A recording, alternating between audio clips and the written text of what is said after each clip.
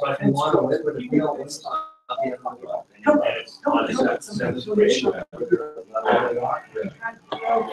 Okay, I know that we're live. We will be starting momentarily. Traffic is still pretty bad, so I'm sure there's people that are coming in and out, so just hang with me.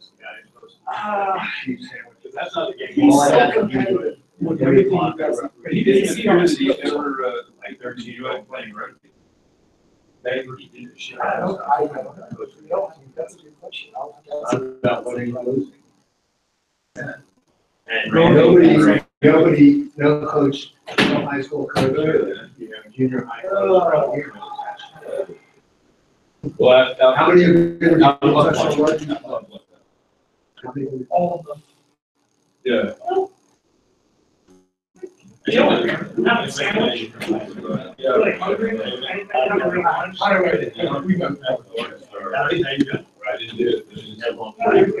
How are you? Good to see you, man. Love to see you. All right. Well, I was in Lafayette. Okay. I was in traffic. Yeah, I got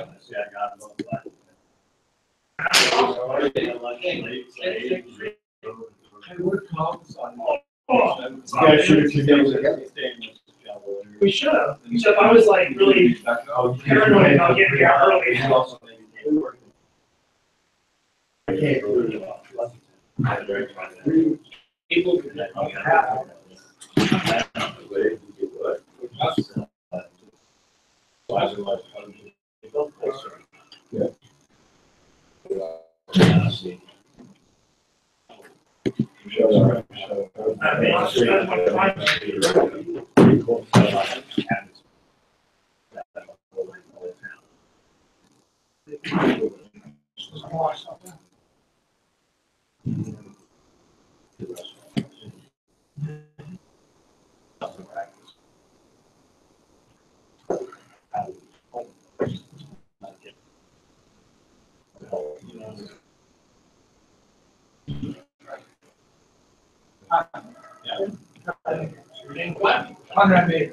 Eric.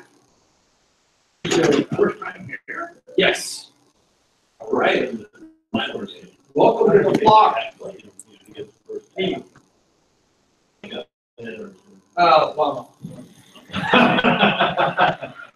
Eric.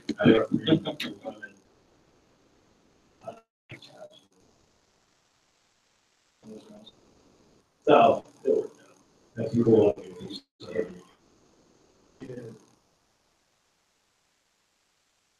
It's worth a lot. Yeah. I just want to so Evans Pleasant. And he's just you've been college for yeah. But just want you to get that.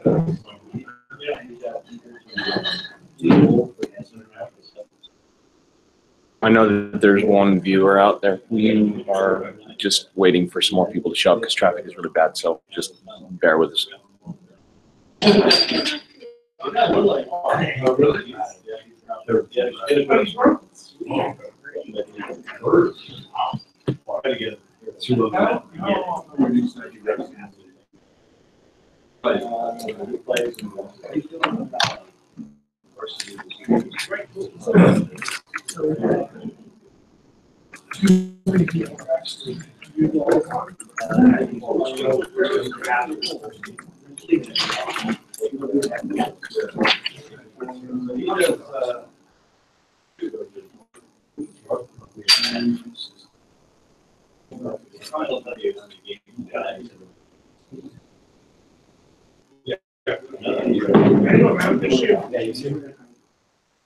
Hey, how you doing?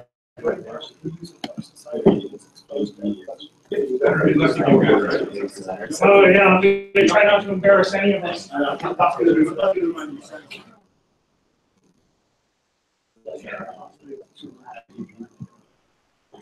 mean, I'm really good without shame. So you don't have to finish it. I would say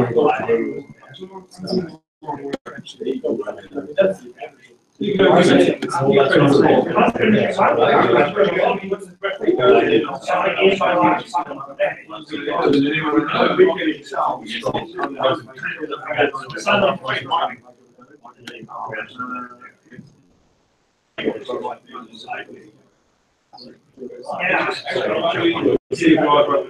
For a year and a half. Like keep my job another couple of years, then you won't be able to get rid of it. That's every.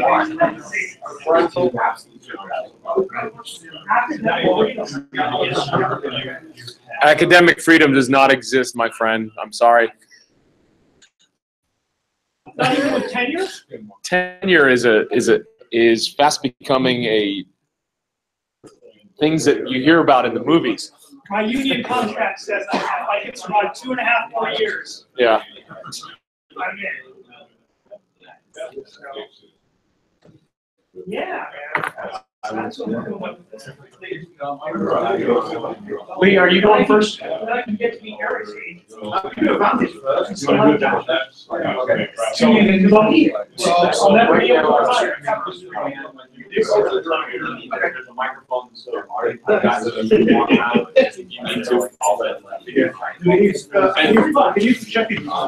No, okay.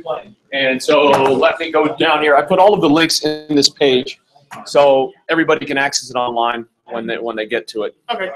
And you wanted to do. I'll log in. I can log in as myself. Yep.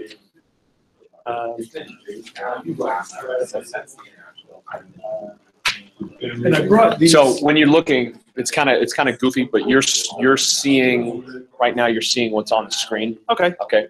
But that's really what it is. So this is what's being broadcast. Okay, so that's what I need to look at. Yep. Well, you can look up there because it's harder to look up here. I'll put my glasses on. If you look, it's because there's a delay. I put my glasses on. I might be able to see it. So there's a delay on here, and there's not a delay on there. Okay, I'll log in now. So you brought your own? Yeah. I've got extras of these, and then this is the thing you can take a look at. That's just for people to go onto the USA website, Oh, okay. how they actually get to that.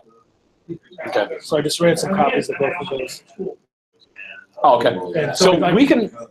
The nice thing about doing the LMS is that everybody can access all this stuff. So all this stuff is just going to be posted in the online classroom with instructions. That's when you need to learn how to use this as well, because you're going to be posting content as well. Eventually. Eventually, yeah. I'm And trying my best to take baby steps. No, I in get this that. process. But should I, so is there no reason for him to? No, you can have them out. Well, I don't know. Yeah, I don't need it.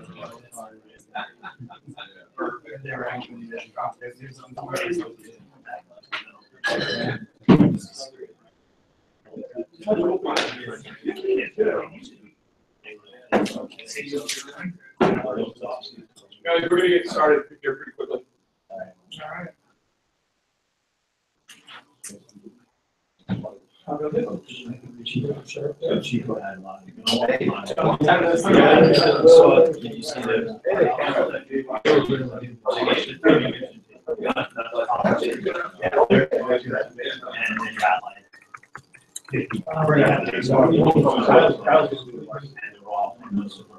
I got like sent email. Well, we haven't decided. I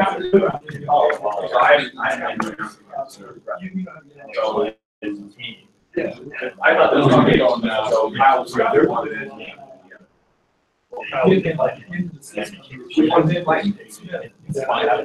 Okay, so I don't know. Either way, I'm gonna build it. Do you, what game were you gonna do? I got put into an email chain in the early landmark.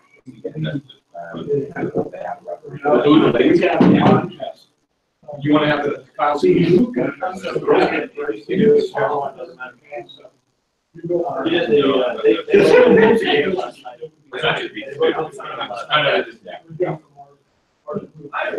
you want to do. I don't know. Let's talk about it later.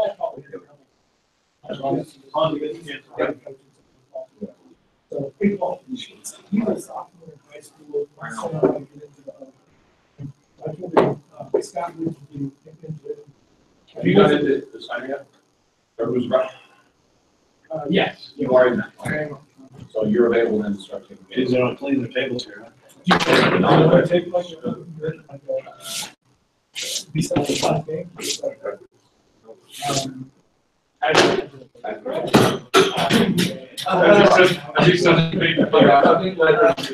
we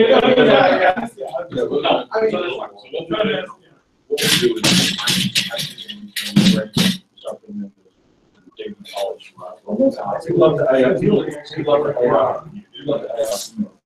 Yeah. I have to. Yeah. Yeah. Well, there are people, if you're not ready to, and you can do it, that's the worst thing that could happen. You're intimidated and all these things.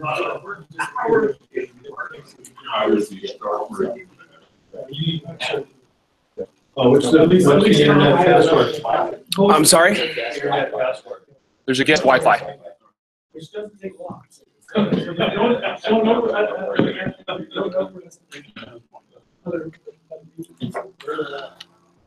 that's fine. All right. All right, so we're gonna get started here. Guys, go ahead and have a seat, please. We'll get going. Other people will come in as traffic allows. Lee Johnson is going to start off by doing the advantage system, so he'll walk us through that process.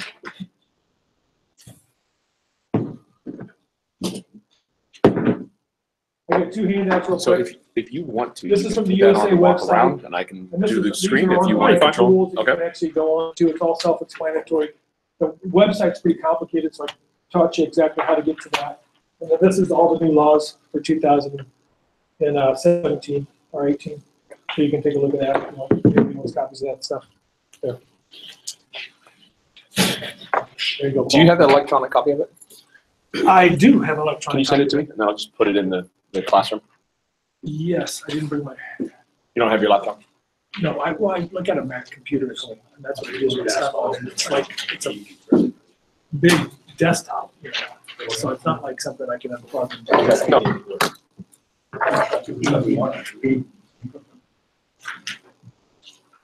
Okay, we're going to start talking about Advantage. Since Advantage came out, I'll just hold it. Since Advantage came out, as a referee coach, this is a fantastic tool. I could coach anybody in the US without having to physically being there because of the use of the video system. This is my homepage. So on here, you can actually see which referees at the moment I have reports for. So I have reports out for Leah Berard, Jessica, Leah Berard, Mike O'Brien, Jim Rogers, and then Aaron Fischetti. Report today to explain how Advantage works. So when you log into Advantage, this is what you'll see. It automatically comes to your homepage. So if you're looking at reports that you need to generate as a CMO, you can pick it straight up, and it will then take you to that report.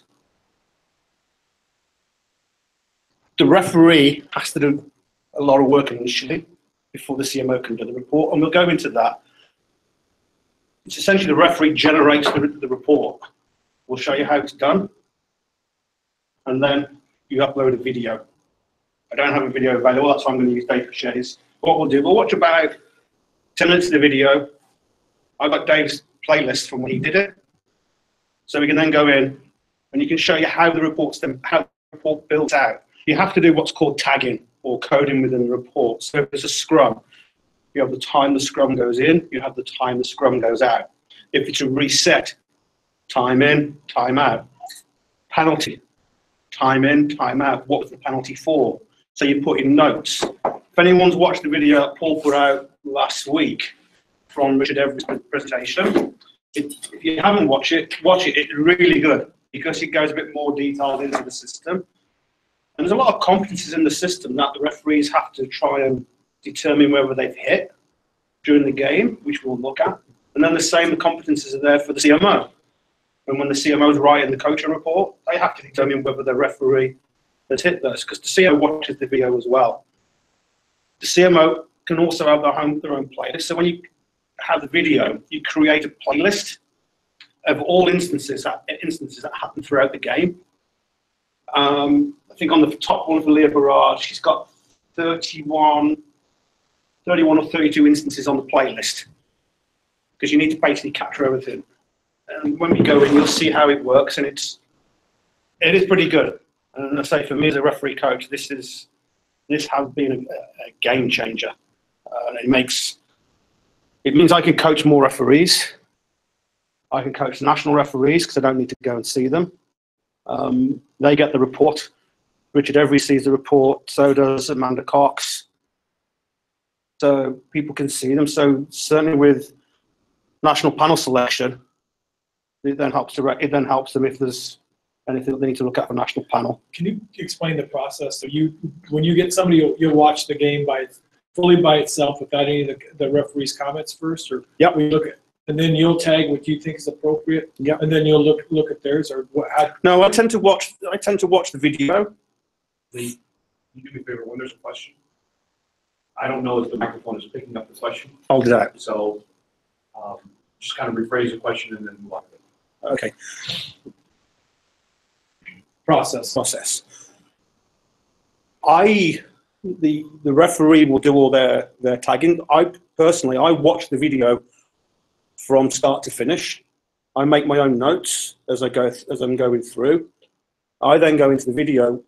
What you'll see with my reports is that the referee comments more than he put in a playlist or create a clip within the report if there's something I want to bring to the referee's attention, more as a coaching point, rather than going through the referee's playlist. And we'll cover this later this evening. Rather than going in and, penalty kick offside, rather than agreed. We've changed, we need to change the philosophy of that. We're looking at coaching. So, how we go in.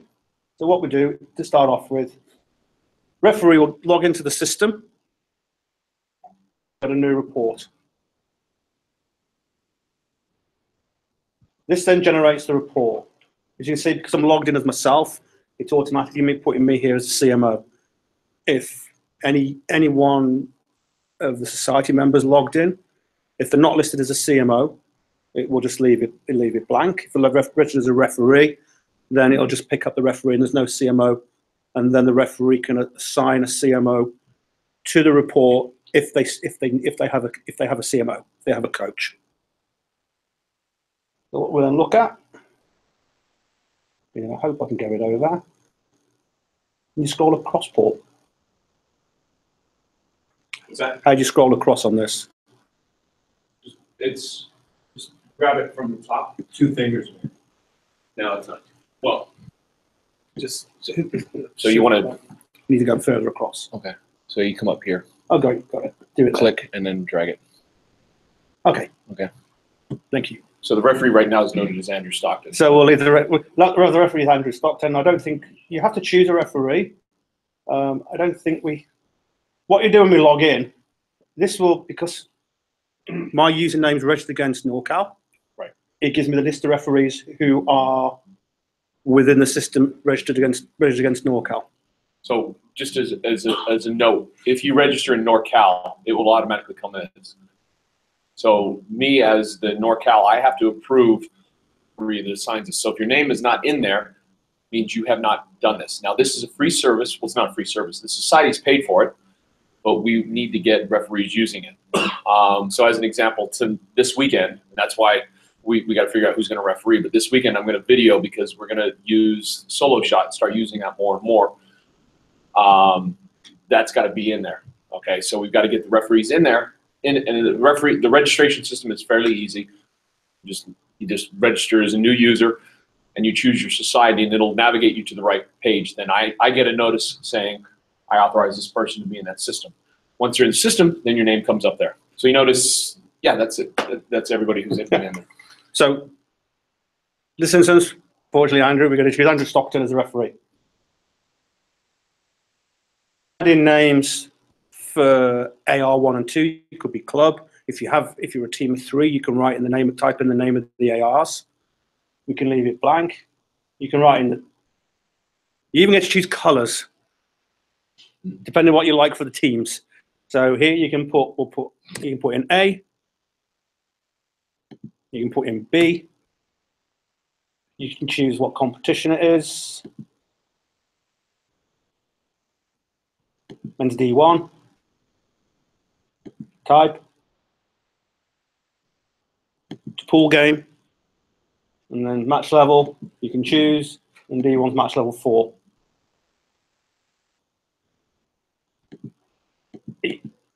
You just see, you can't enter score. Can you? You have to tag the video. The video, as you're going along, generates your score. Try. Then populates the score. Upload video. You save the report first. So we'll save this.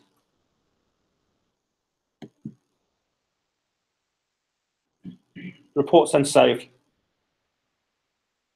You can click on the link here, upload video.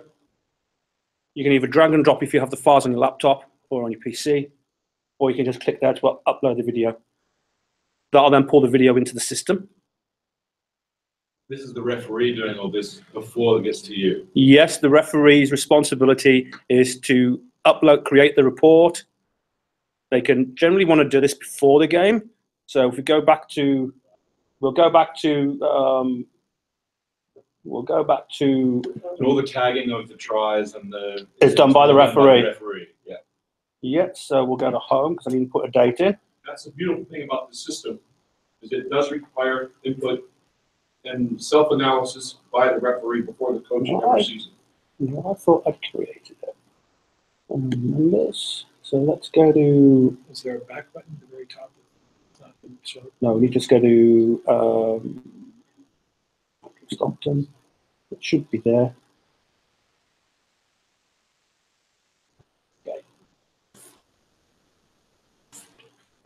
Report.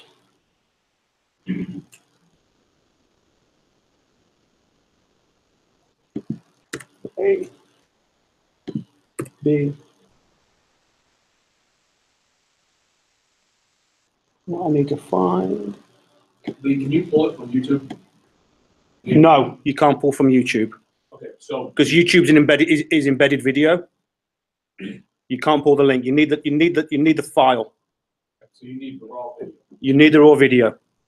Okay. So one of the things with Solo Shot is that you need a software publishing tool.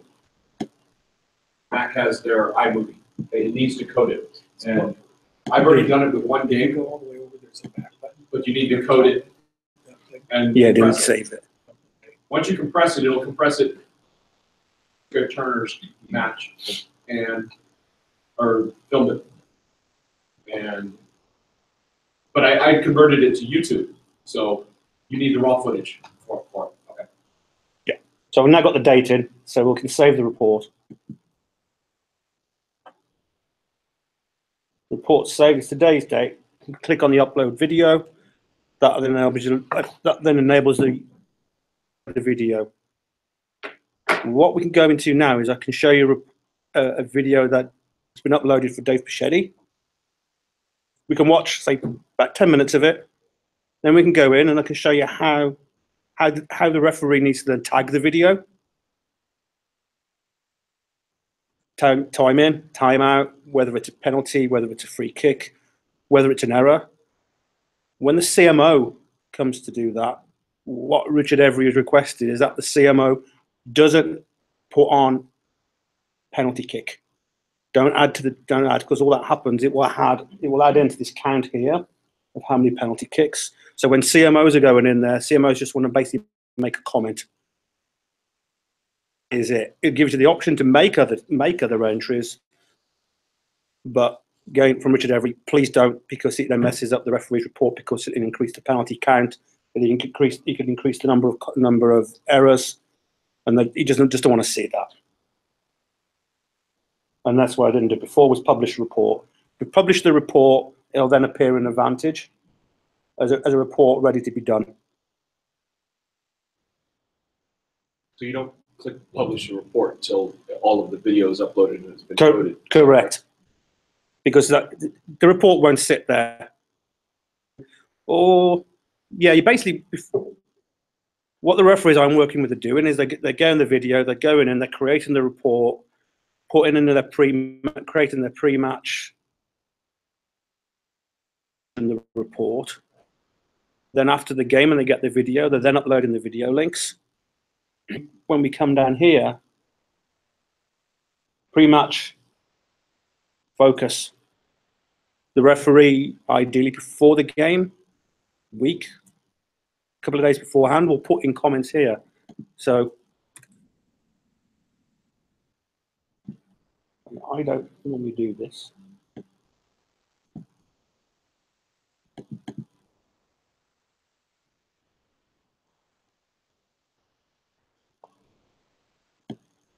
Bear with me one moment.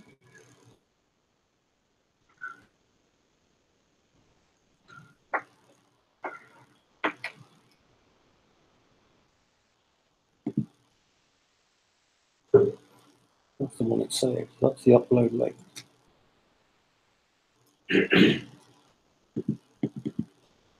Oh, you need to save report. You need to publish report. Build the report, publish it. Report's created. Andrew can then go in. Should be able to go in.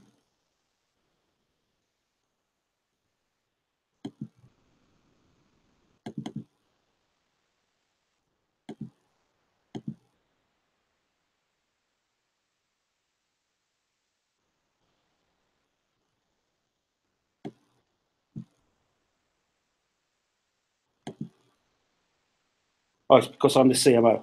I'm logged in as me, not the referee. When the referee's logged in, you can go and do a pre-match. So if you logged into the Advantage system now, it enable you to. It'll enable you to do that. And you can put in your comments. Then after the game, and we'll show now, these are all the competencies. You can click on View Expand Competencies, and then it'll show you more detail of what you want to look at when you're going through your report. So if I go back to my home page now, Doctor now, those. So we'll go to David Pichetti. How long does it take to upload the video? It all depends it all depends on the video quality. If it's HD quality, you could be looking an hour to 2. If it's just standard definition, then I think they're telling me it's around about maybe about 30 minutes, maybe less. As a CMO, can you upload video of another referee? No, the referee. Because I've just created this report using my login. I can upload a video for that referee if I have the video, because it may be that certainly Cal Maritime normally send the video out to the referee and to the referee coach if you ask them to. The referee coach could then go in and say, right, I'm going to create the report. I'm going to create the report for Andrew Stockton for Cal Maritime against Cal. You upload the video, and you can then contact Andrew and say, okay, I've created the report. I need you to go in now, put in your pre-match comments and tag. I think that's what's initially going to happen, because with the referees, when they have the solo shot, so the solo shot, you basically, with the solo shot package that we get, you get a card reader, and that card reader connects to your computer, and then the code is video. It's coded.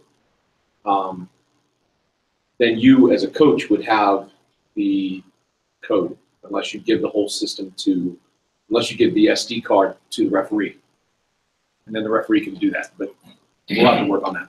Looking at this, because I created the report for Andrew, the links there enable me to update. Once the report's been published and saved, it allows me to then load that video. So we'll go back now. I need to go back to my home page. So again, as a referee, you'll see when you log into your homepage, you'll see what reports have been generated for you. So we can look at Andrew Stockton. 2 reports. If I go back to my homepage, then it gives me all the reports I have done or I have waiting to do. So we can go to Dave Pichetti's. Now, Dave's done nothing with this report. The video has been uploaded. So now what we're going to do is, this will then take us to, it'll take you to the video. What we'll do now, 5-10 minutes, just watch the video, make some notes of what you're seeing, because this is again, as for those of us who are CMOs, this is what you'll do, is you'll watch the video as it is uncoded by the referee and make your own observations as to what's happened. Is it what any infringements are for, what are any penalties are for, because you want to confirm yourself what the referee's doing, and it just helps you in that mind, getting the right mind. So with the report, you've got different things down here which, when you're creating your playlist in the report, are great. You can go backwards 30 seconds, 10 seconds, 5 seconds, 1 second, 1 frame. Are you hearing the referee You will only signals? Now, with the solo shot, you will, because the solo shot has the ability to plug in a microphone. So we have the radio system. So my goal is when we get these solo shots out to the referees, it will come with a stand that can be elevated. It will come with a transmitter and the receiver. The receiver gets plugged into the camera, and then that gets jacked up in the air, and the referee wears a transmitter.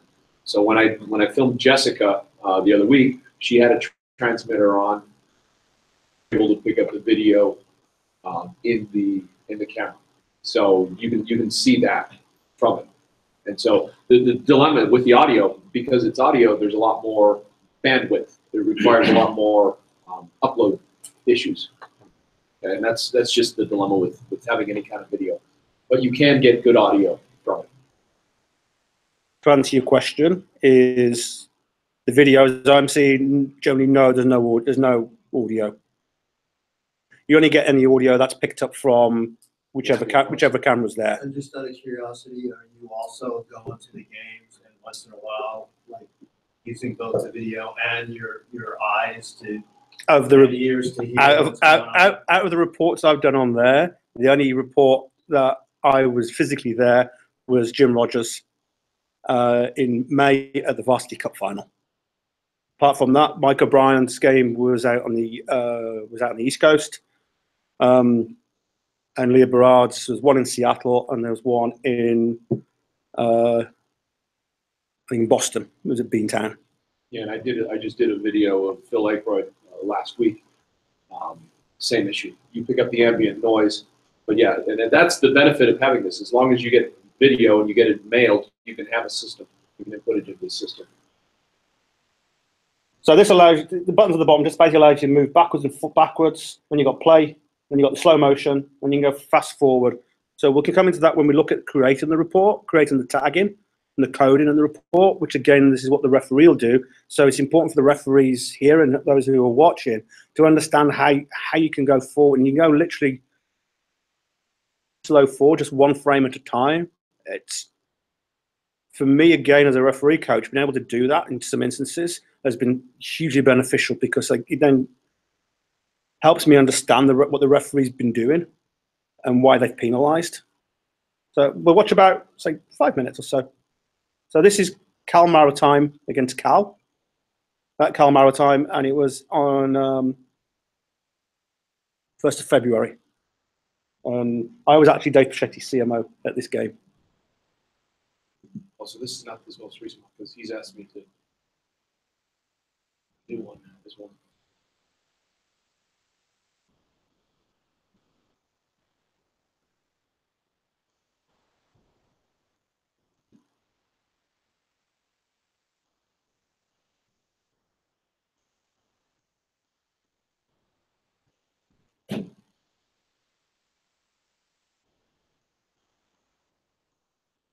Which team's on which side is that? Cal Maritime are in the white, Cal are in their normal stripes. In 5 minutes, do we see the Cal score 2 or 3 times? Doesn't look like it. No, first try was 5 minutes.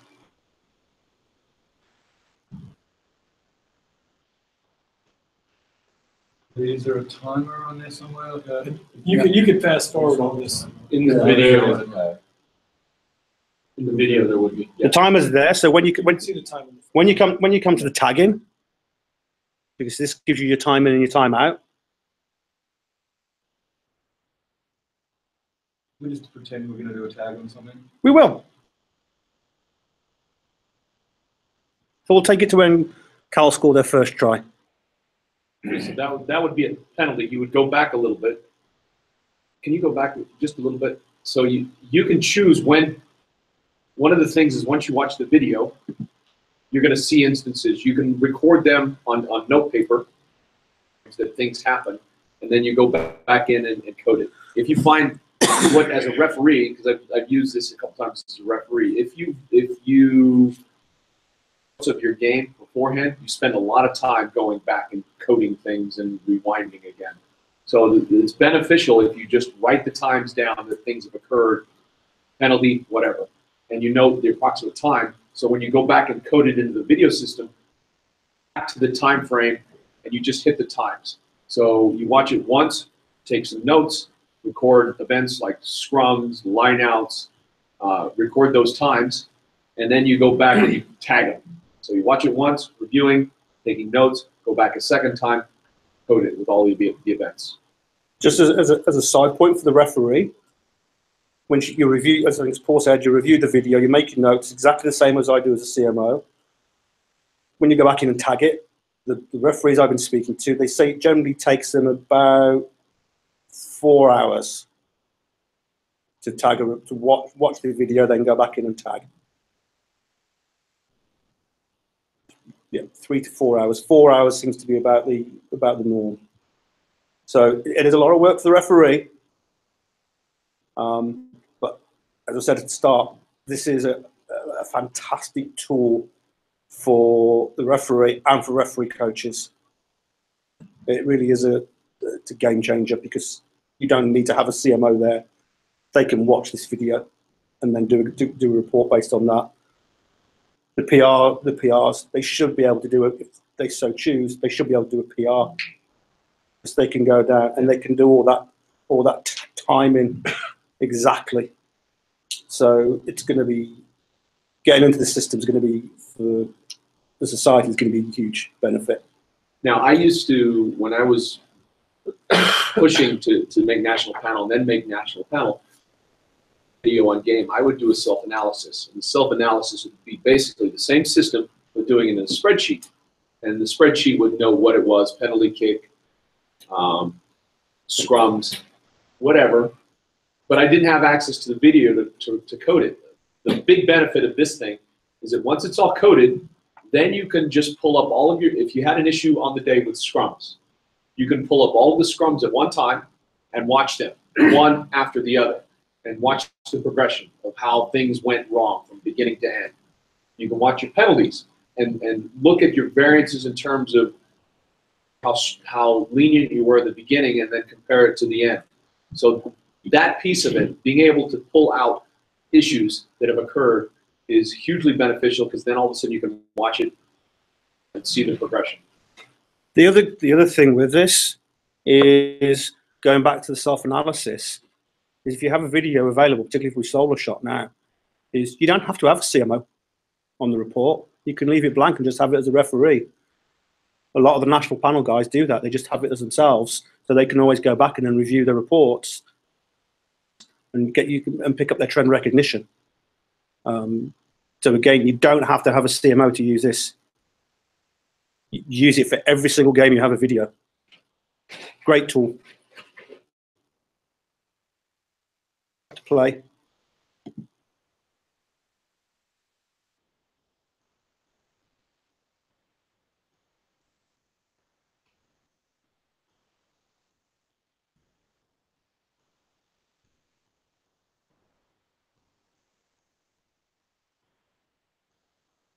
when you get into the habit of coding video, you want to code a few seconds in front of the instance that you're looking at, and then go to a few seconds after. So again, you see the progression. Code it right at the moment where it's a line out and they're throwing it in, because you don't see the setup. You don't see, a lot of the times you'll make mistakes before it actually occurs. So code it a few seconds ahead of the event.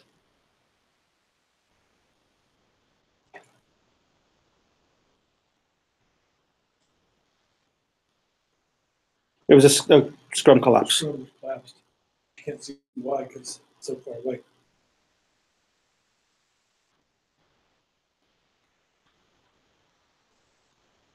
This is where referees will make mistakes, because that's actually scrum number 2, because it was reset. So you should have coded in, then coded out, and for the second scrum, okay? Does that make sense? And a lot of times when I'm watching referees that do it, they'll code it just as one. So in the system, it only sees one scrum. Well, technically it's 2 scrums, because that's the second one that was reset. And can't you tag the resets? You have to. You have to, okay. You should do this. When we come to the type we were tagging the report and the scrum resets, one of the criteria, and I think Richard Every touched on this last week, is the scrum percentage. It's normally ball out, it's the ball out percentage. The system calculates that for you. You want to look at 65 to 70% ball out. That's a good ratio to aim for. Anything below 60% of scrum out, then you got too many resets, so you got too many penalties in your scrum, and that then raises concerns about for the coach as what do we need to do with scrum management. The system is, I think it's built broadly off the same AMS system that World Rugby use for the elite referees. They're fortunate, and all their tagging is done somewhere in deep East Wales, and they then get them. Somebody tags it for them. Yeah, they then go back the following day already tagged, and they then have to go in and review it all and put in the playlist that's been created. Fortunately, we don't have that luxury. I'm not going to go in and tag all your reports for you. So do you have an example of a completed report? Yes, I can show you one of mine. The reports are good. They're pretty easy to write. You look at the competencies that the referee has to try and achieve, and there's the number there, and you determine from the video whether they've hit those competencies. The referee may decide, oh, I got tackle and tackle assist correct, and I got space correct. Then you review the video, and you say, well, actually, no, they didn't get tackle assist or space competency. So you're always going to have some differences with the referee, which as a coach or a PR, I'd expect. I'm not always going to agree with the referee. We should be coming up hopefully to a try shortly for Cal. And then we can just show you some tagging.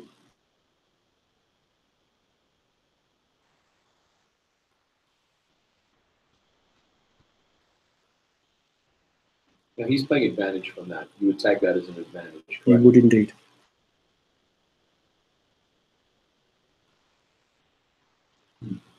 Obviously, advantage would be gained. So, and again, you have competencies for advantage and what that is, but when you see advantage, okay, you tag it as an advantage played, and then obviously it could be advantage gained.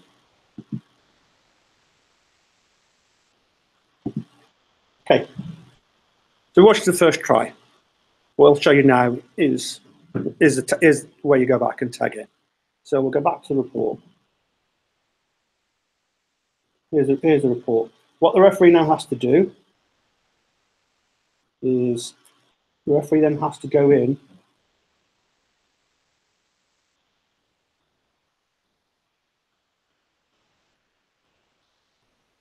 the system. Again, unfortunately, it's not going to let me go in as a referee and tag it. I can tag it as a CMO. You'll get the idea then exactly what the referee has to do. So then you would go down for the scrum and you put the time on the scrums? Yeah. You have to generate your playlist, and when you generate your playlist, that's when you start tagging it. So So you see, go back up a bit. They're in gray. The general kick, the scrums, the scrum penalty kicks, those are all taggable events.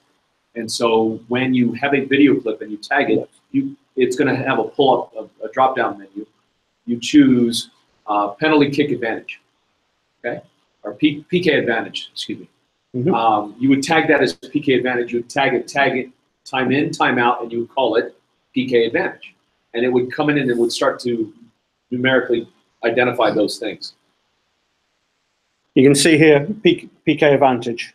It will tell you how many each half on each team, how many penalty kicks you gave, and how many you gave advantage for. So you can click the PK advantage and open up another grid that'll actually give you the details to put it from. Yeah.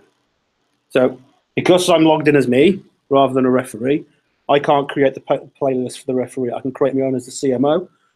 So if Andrew logs in, he could then create his own playlist based upon the video that's been uploaded.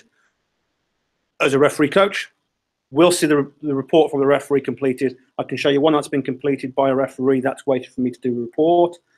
And then I can also show you one that's a report completed. The reason he can create his own playlists as the referee coach, but when he tags it, it will calculate the same as if he's the referee. So now all of a sudden, instead of having 20 penalties, if both the referee and the coach created their own video, instead of having 20 penalties per game, you'd have 40. It's looking at both of those. Instead of having 10 scrums in a game, if everybody tagged the scrums, both the PR and the referee, now instead of having 20, you have 40 scrums. So this is what Richard's talking about as when you, as a referee coach or a PR, go in. If the referee's already, when the referee's already tagged the report and put in PKs, you only add in a comment. If the referee's given a penalty, or you believe another penalty should have been given, instead of going and calling it PK, you just put in comment and then add in the comment and just put in penalty kick should have been awarded against X and the reason. The referees will let you know. They will certainly let you know, because all of a sudden a referee generates a good percentage, say, and you're tagging everyone as ball out or not, resets. Now all of a sudden his 80% drops to 40%. He will certainly let you know that you screwed up, because the big glaring issue is all of the data that you see initially. Again, it's got to be one person providing that input. So you don't want to do two. So I'm gonna make you click on here, create playlist. Once a playlist has been created initially, you'll have edit or create, and it's self-explanatory. So I'm going up and create a playlist. So time in, because I've already made my notes. I know the first penalty was at 1 minute 25. So I'm going to go back and put in 1 minute 20. What was the unit? Again, I had it. It was holding. It's a tackle penalty. It's PK.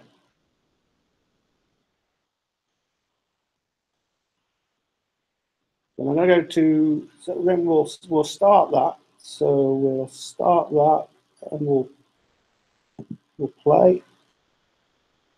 So you notice it goes right at 120.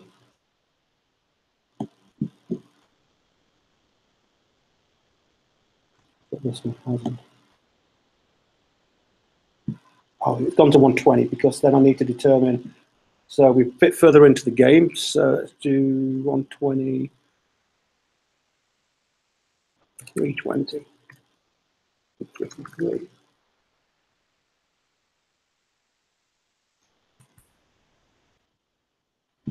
Tackle, PK.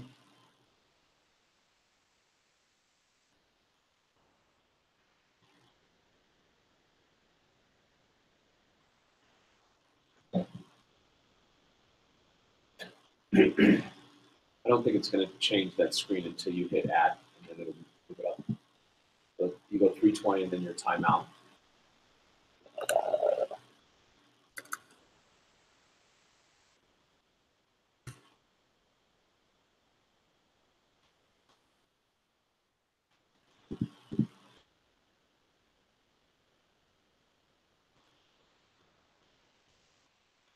Let me get the penalty kick. No.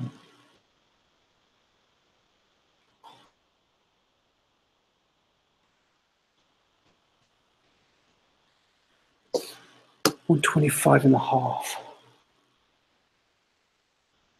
Okay, so what I'm going to do is I want to now find, I'm going to go backwards so I can find out when they gave the penalty kick. Did he not enter his game time or video time? Nope.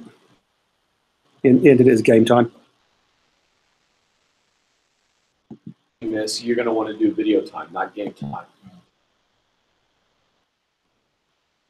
I think it's coming there.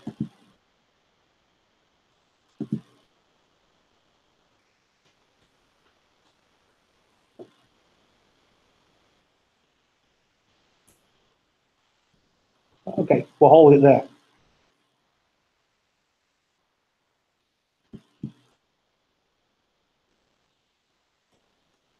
Time in, I'm going to 120. 124.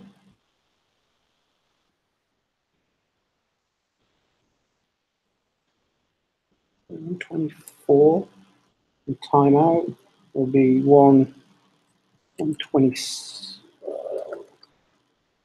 125. I'm going to update it. And I can go update.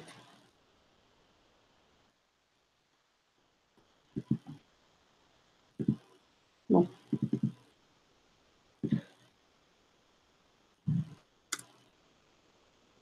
Maybe 24. Maybe 24.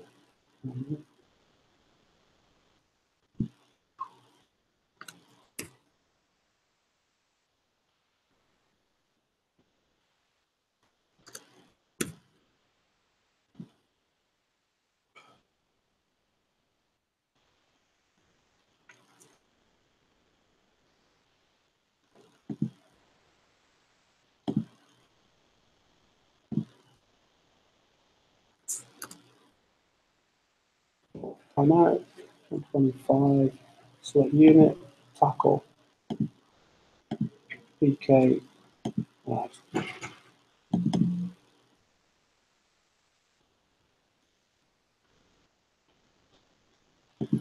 He's watching you and laughing. Oh, nice. I'm going to go back to 1 minute 15. And I'm going to last year though, so. I'm going to come out at 1 minute. I'm going to come out at 1 minute 30. And I'm going to update. It should update.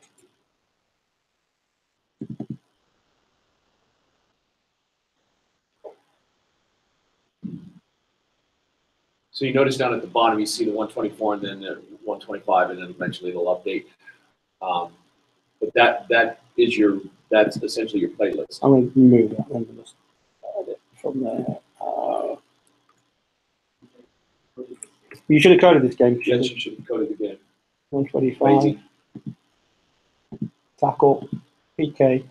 That's okay. He's going to code it, and you're going to code it, and you're going to have like 80 penalties in the game. So there we go. I already have it coded, it's just not, I have it in the spreadsheet. Spreadsheet with me. So that's now gone back to coding because Mr. Pachetti didn't code his video. And he's done. And again, you can add in a comment.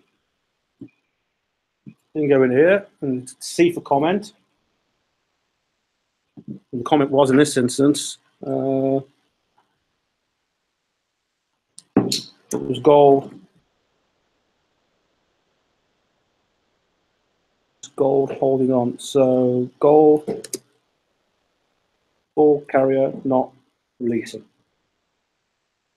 Update. Yeah, you get them, right? Is an E for error. It will calculate your errors as well. So you want to make sure that if it's just a comment that you're providing, and typically referees will provide commentary as to why the rationalization for why they penalized. That's perfectly legit. If it's an error, you tag it as an error and you explain what your error was. That's in your commentary. And then the referee coach will come along and agree or provide some maybe pose another question or something of that nature.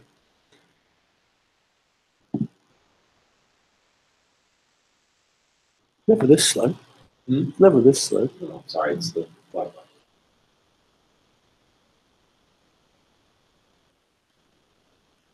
Generally, it would add when you insert the comment, it would add a comment in and enable you to do it.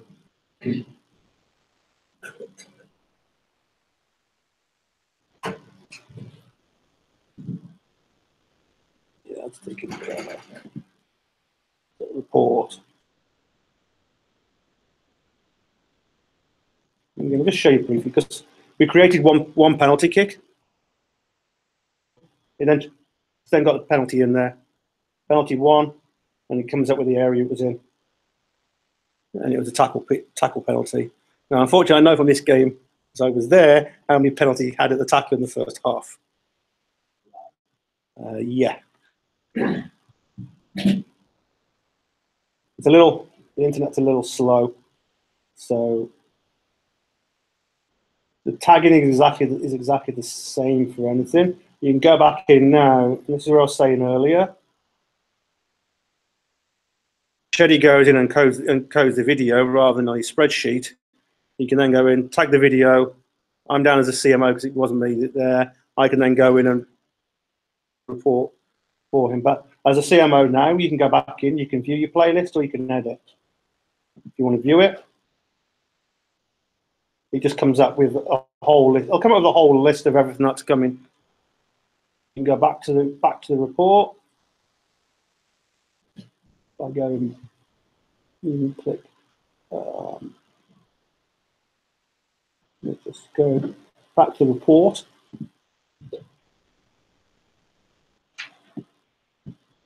I wanted to edit that playlist. Yeah. And the same applies to the referee. Once you've created your playlist, you can view it, you can edit it. If you need to make changes to it, the referee needs to go in and edit. You can edit playlist. And say, okay, right, well, I want to edit that one. A comment. And hopefully it'll work. For carrier not releasing. Update. And there's a comment now gone in. So we can go back to the report. The report has been published. Report. Save the report. I tend to save quite frequently as I'm working through it. Because if I don't work on it, I don't want to lose it. So we've still got this one PK. You can see here now, we made a comment on it. So you can have, the idea is put a comment down on most of on your penalties. Put a comment down if you have problems with the scrum. If you see anything during the game, just make a comment. You haven't got to put it against a unit or any instance. You can say comment or an error. So you can change it. So I can go back in and can say I want to edit my playlist, and I'll just put in a fictitious time. We can go time in 3 minutes 55. Time out 4 minutes 12. Unit. I can say okay. Again, this is as the referee coach, but the same applies to the referee. You can say tackle, comment, or you can put in C for error. So we'll just put in E. And test. And it literally is for the referees. It's it is as simple as that. It's exactly the same for the CMO. Generally, you expect to see a much more detailed playlist from the CMO, as Richard went through last week. The referee with a more detailed playlist and a lot more comments. CMO or a PR would put in. So again, now if I go back to the report. If I'm doing a performance review, obviously the performance review is going to be a lot more detailed in terms of that. So now, The significance of this is that this is what you perceived as a referee as being important. You as a referee have taken the time to identify what is important to you in terms of the elements. Just working on tackle. Okay? There's no reason why you just don't need to identify tackle issues. Tackle, you don't need to bother, you don't have to record everything in the game. Okay? You can just use it for your benefit and just record tackle. If you're working on solely on scrums, that's your whole focus. Okay? use it for, yeah. Use it for your benefit, and then you share it with the coach, and you say, hey, can you look at these and provide commentaries? If you give me a report and all I see is scrums, provide commentary on it, because obviously that you've identified that as a key issue for you, and that's important to you. Great. Now, if I'm going through the video, I might then look at it and say, okay, your scrums are okay, but you also need to look at lineouts, and I can provide some additional stuff as well. Does that make sense? So it's really about how you use it. So grateful. So going back to a question was raised earlier, I can show you a report that is been completed by the referee, but not completed by me. So we'll pick up this one. This is Seattle against Burnaby, and this is Leah Berard. She's gone in. She created a report before her game. So she put on her focus areas to start off with, and what she wanted to deal with. She's then gone into the competencies again, because where she is with the level, she has to look at all the competencies. Can you identify what the different colors mean? No. No. This come out with all the different colors. So the lighter ones are very. The lighter ones are areas where she has not achieved the competency. Now, is that automatically generated, or is that because that's what Leah has found with her? That is what Leah has found on this report, on this game, where she felt she didn't achieve the competency. And again, by viewing expanded competencies, she can see what was in there. So tackle assist, tackle releases immediately and rolls away, gets up, tackle assist releases, clearly and comes through the gate. In this game, she didn't believe she achieved tackle or tackle assist, so she didn't mark down the competency. Tackle player, and she felt she received quick ball. And as Richard was saying in his video, space and quick ball are interlinked, and quite a number of these competencies are interlinked with each other. You don't have space, you can't have quick ball. So as a referee, when you're going through and putting your competencies in, if you haven't done space, but you click on quick ball, as a CMO, I'm going to go and say, well, actually, no, you haven't got quick ball because you haven't got the space. So down on the competencies, you may have, say you've achieved 31 competencies. I could then come in and say, well, actually, no, to me, you've achieved 20.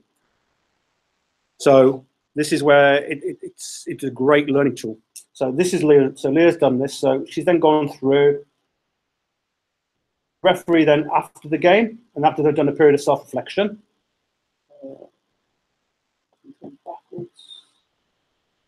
They've done a self-reflection. They can then go through and they can then put in. They put in referee comments. So you have a whole selection here. You can choose. I have to choose mine. And you get choices. Overall, line out more, space, scrum, breakdown. So essentially, it's all revolving around the competencies and how what the referees have done. And what I can then look at, I can create or view my own playlist. I can also go in and I can view.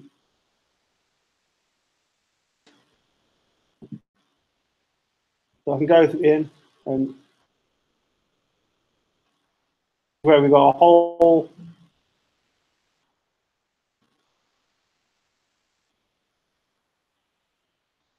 on the playlist.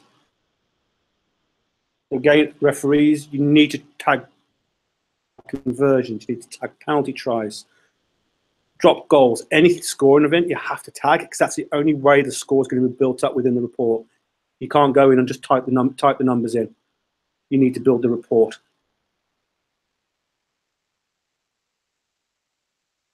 There's another little feature here. You've got Messenger, add to Messenger. You can create a add to message board. You can create a message board so you can say, oh, well, I had an incident occurred in a game. I want to see what other referees' view of it is. So you can say, I've got that one. You can then click add to message board. And you can see here a whole list of things that different. You can see a whole list of things that referees have posted. One being by Mr. Lou, positioning near in goal. You can click on it and say, well, what did he post?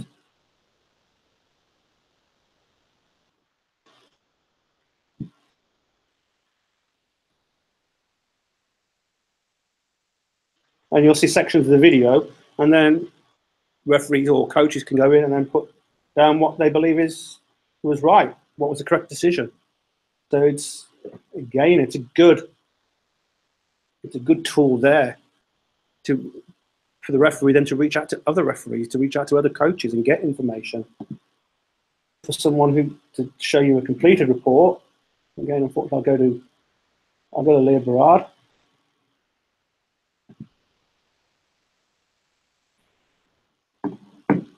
So this is Women's Elite. This is Beantown against Amazons. So Leah's done the report. She's done her tagging. She's filled in her competencies. I've then gone in and I've then created the coaching report for her. So I watched the video. I put in my own description of the game. So this particular one, it was a bitterly cold day. Very high penalty count. Didn't help the game. It was a really fractured game because of it. I've looked at the competencies. We can go quickly look back to Leah's and see where she's got. And I have some differences to her.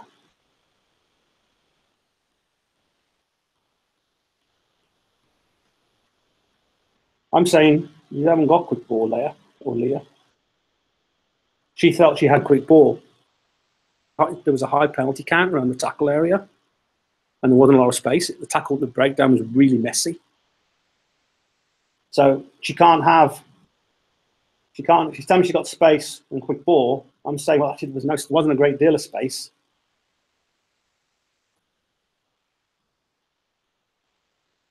What was there was limited, but the quick ball was really, really, really messy.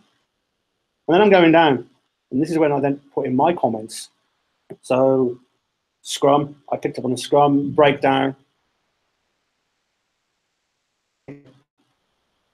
empathy. And then I tend to always make a comment overall on my reports because I want the referee to see look at what I'm seeing overall. So in this one, I put down she had a pleasing rapport with the players. She needs to use that to her advantage to affect change behaviour because she had such a high penalty count around the tackle. And we can go back up to the statistics.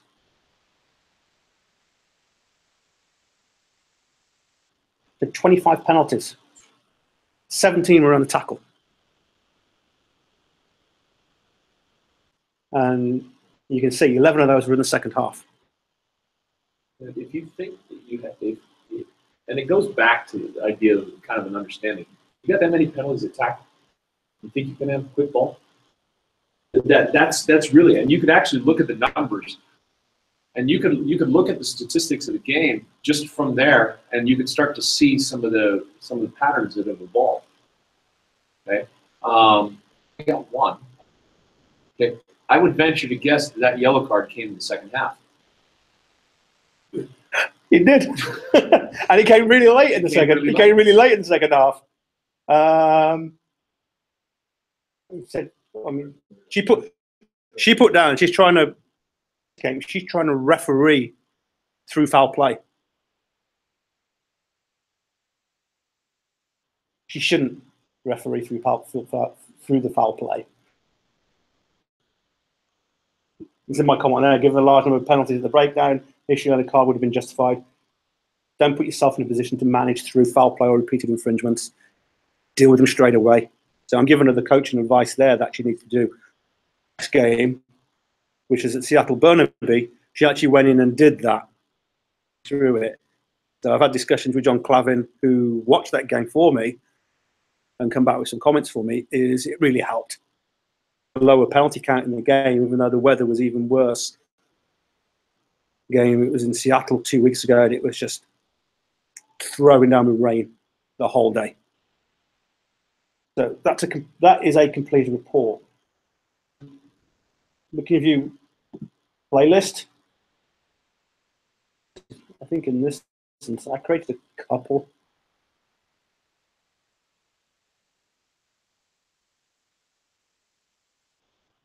Can we log in? Can I log in? Because I've got federal lease to do. Yeah. Some of this playlist, and as a look at a CMO, what So the comments would be. So like I put in really limited because first one.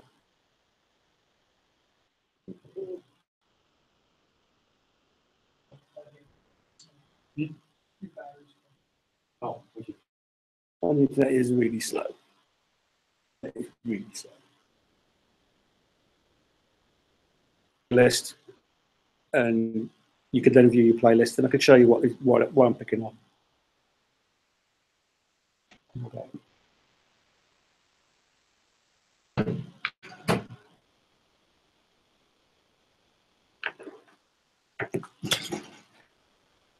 A little fractured.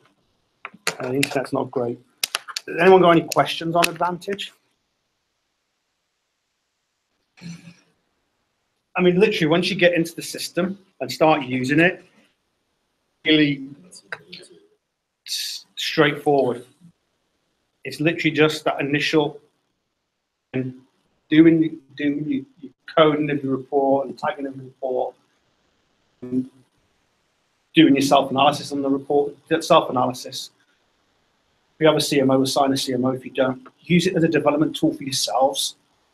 Being able to look back on a video from 3 months ago could help you. You have a game and then you come back and, Jesus, what did I do wrong? Reports, and it can help you establish your trend recognition. I'll check with Richard to see if he has a document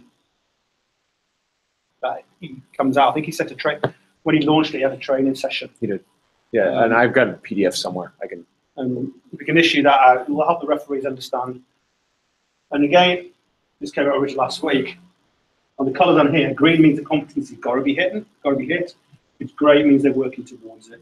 And this is just all on the CMO. This is just all report. This is Stephen's report. So this is areas of focus for Stephen that he knows he then has to work on. Where is his?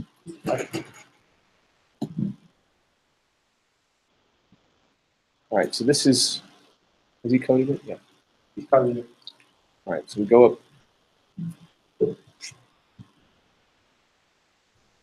if anyone have any questions, just shoot me an email. I will respond to it.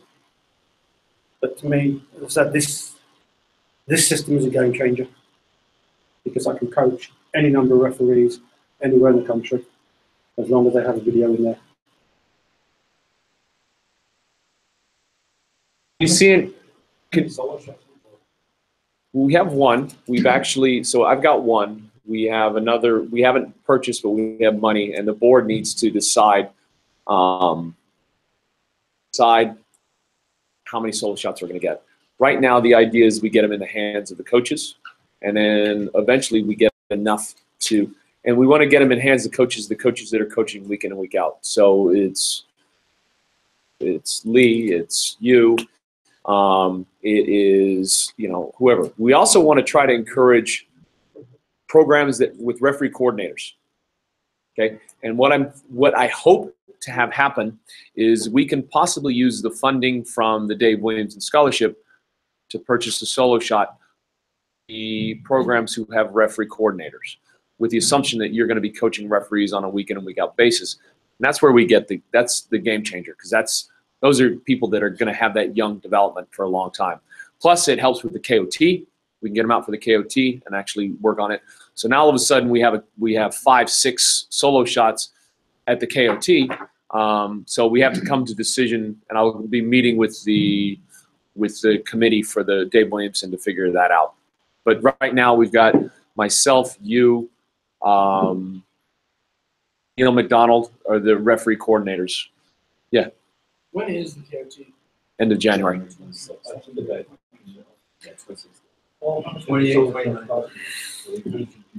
Well, right now the solo shots are ranging about $700, but that doesn't include everything. So you need developed a stand, okay, and Kevin is helping me kind of manufacture the pole, but it has the ability to go up at altitude because you need something with altitude.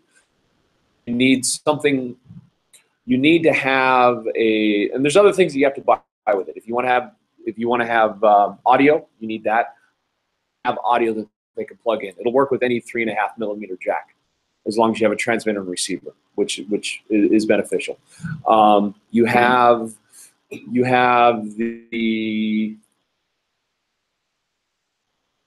You need to buy the card, the card that slips in for the camera. What is that called? SIM card, excuse me. So you need the card. You need a card reader. Take the card out in order to upload it to a computer. You have to have a computer that has software that can edit. Now there's free editing software that will take the raw footage and convert it. Because when you get the raw footage, it's like a 40 megabyte video, and the editing software on Macs, it'll convert it down to about 800 megs, okay, which isn't bad compression, but it takes a long time to compress, regardless of what software you have. When you compress it, you'll take video, you'll plug it in, it'll compress it in probably 4 or 5 hours with a good computer, and then you got to. Once you code it, then you can convert it, and then you can upload it to whatever. But again, this system can't take from YouTube. It's got to take it from the raw footage. You can rip videos down. Correct, but you got to convert it back. The MP4.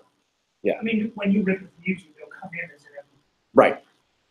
But YouTube converts it to some other video. That's what I'm saying. If you use a program to steal it from YouTube and put it on your hard drive, Right. It'll come in as Yep.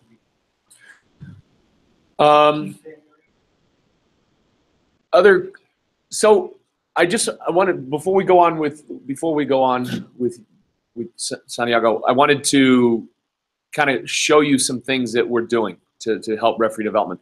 So all of you should have received, assuming that you sent a notification of how you were going to participate. Okay.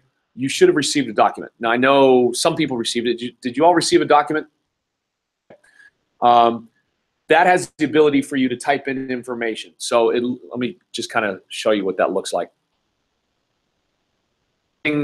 So easier for you. So when you tell us how you're going to participate, I can then send you the video link. So for the people that participated out live, there's 2 or 3 people that are on Hangout Live. They get that link and they go straight to Hangout. If you want to view it on YouTube, okay, they'll send you that link. If you're live, obviously it sends you the address, but it all feeds into that information. In the online class, so let's go to. They ask questions. Yeah, if you're live, they can. So if people wanted to come live, I could see them on the screen. So I can show you what I'm seeing right now.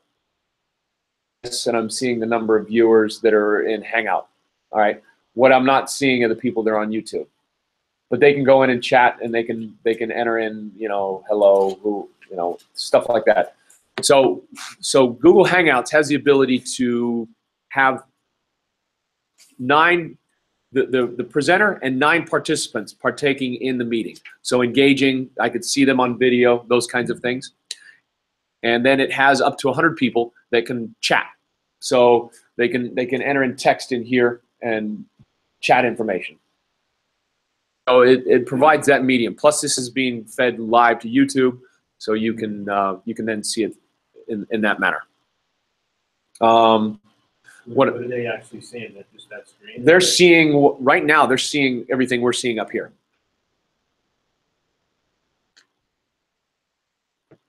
So a lot of everything that we're putting in here now is actually going into the classroom. And hopefully you guys are getting there. And we'll get used to going into the online classroom.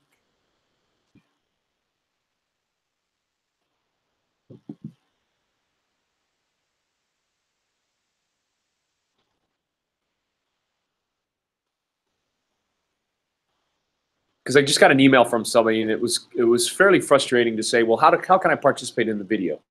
I'm sorry, I just spent the last 2.5 weeks pushing content to tell you how to do it, and it's just like, follow the steps.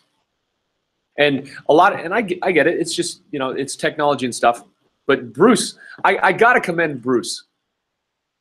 For somebody who's so incompetent at technology, you were actually the first one to respond. And correctly, I might ask. All right, so this is what you see in terms of the feed.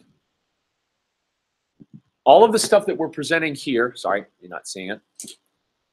All of the stuff that you're seeing here tonight is presented on this video. So there's actually a video link of the YouTube that's currently being streamed right now. So we're recording this. That link will eventually, as soon as we're done with this, that will become activated, and then people can view it. And seeing the advantage, so everything that Lee was presenting on advantages is now there. Our next thing is the referee coaching. Now, what everybody gets when they tell me who is going to participate, there is a spreadsheet that's generated. And let me.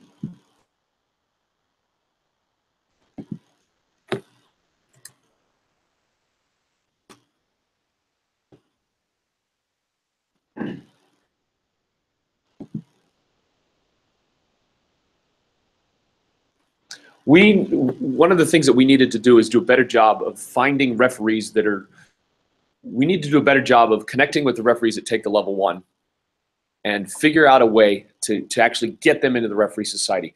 Because last year there was over 120 participants in the level 1. Okay, we have that data. There was over 120 people who took the referee level 1 course. Out of those 120, there were 5 people. So it tells us that we're not connecting enough, and the societies in general are not connecting enough to figure out a way to get those people from that level 1 to here. So the consequence for that is that we appointed Fenaroli as the recruiter. So his sole job is, one, to advertise those level 1 things, but also then to make connections on how to bring them in. The one way that we made connections rather quickly, let's see, is this tool that's on our website, and we keep pushing it, so you keep hearing me push about this stuff, about registering. Once we know that they're out there, we can start pushing content. So there's a couple ways that we're pushing content, obviously through the email. There's also a Remind app that I'm using, the text message. Because one of the things that I know kids don't do well is they don't answer email with email. However, cell phone, so they'll respond right away with cell phone. So Remind actually works well. So we have to, as a referee society, we have to learn to communicate better with constituents. So we've started using Remind. So I just wanted to kind of show you why I'm pushing this.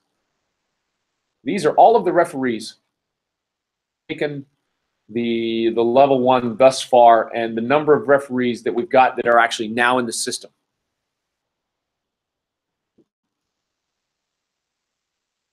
Who's taken the level 1 and who's registered in the LMS. The problem is, once they get in the LMS, we've got to get them activated. So we had to figure out a way to get them activated. Now these are all referees that are less than a year. That's who we want. And the great thing is, Look at the age grades. Look at the ages of these referees. 1997, okay? 1970, 96, 2004, 97, 97, 83, 97. Zach wasn't born in 2017.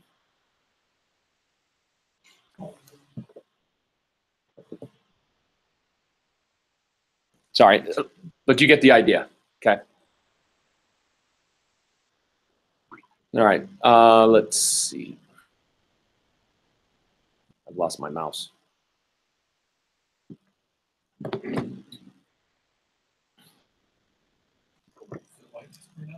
hope not. I heard the fan go off, so I don't know why. The cord's a little sketchy. Yeah, it is.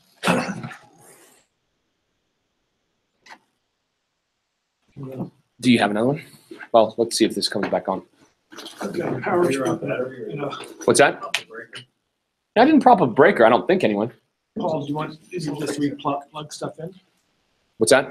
I've got a cord to Yeah. this, and then I go. Now you moved it. LCD projector. Get off right around your computer.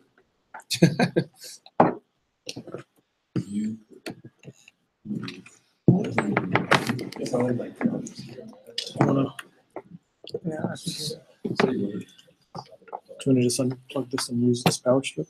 The light's going. I know, it's- Still working. There it goes. But I do have another LCD projector here too. That I could actually hook up. In case something drops with that again.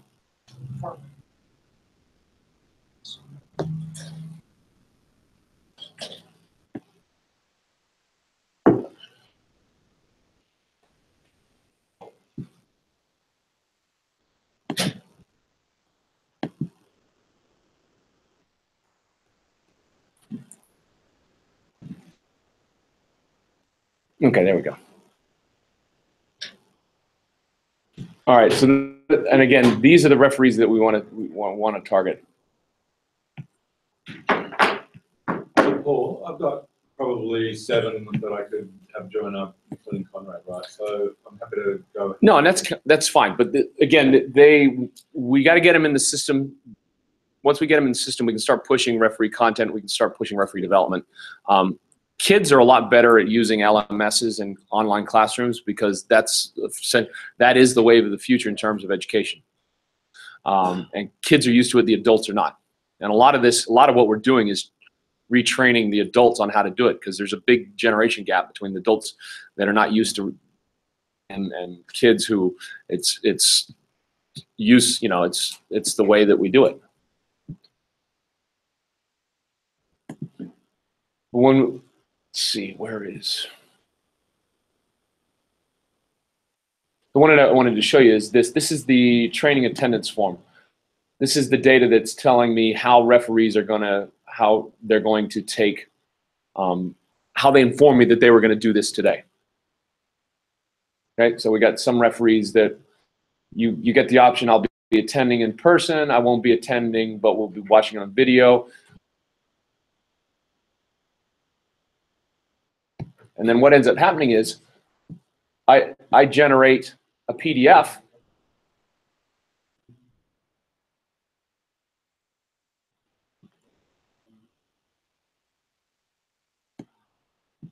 Now I'm going to open up Andy's because I know he's working on his right now.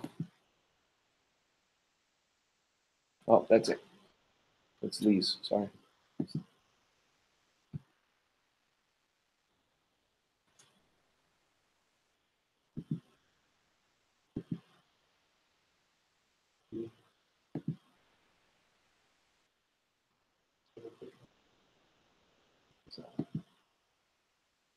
All right.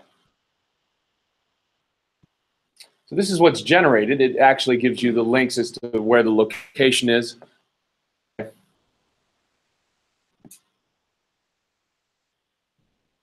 And these are the notes that Andy's posted so far. And again, so it could then share these to somebody else who's reffing. He can upload these, he can add to them, he can pose questions. So all of a sudden now through these presentations, you have a memorialized event that you've done. And it'll automatically create this for you, save it in your folder so that you have access to it later on. Okay, whatever you want to do with it. So as we move forward, a lot of these things will be generated for you, just so, and then you add to it. We have the ability at this point to share this with other people, and now all of a sudden there's communication. He can choose to share this with me or share it with a coach later on, say, well, I've got some questions on this, you have some time, and then he can post these, and in live time we're now having a conversation. All right. And as the society will get more comfortable as we go through this, but this is the real benefit of having this kind of LMS. And you'll see here that these are automatically sent to the referees when they're generated. Are you ready? Yep. All right. Next presenter is on interacting with the coaches.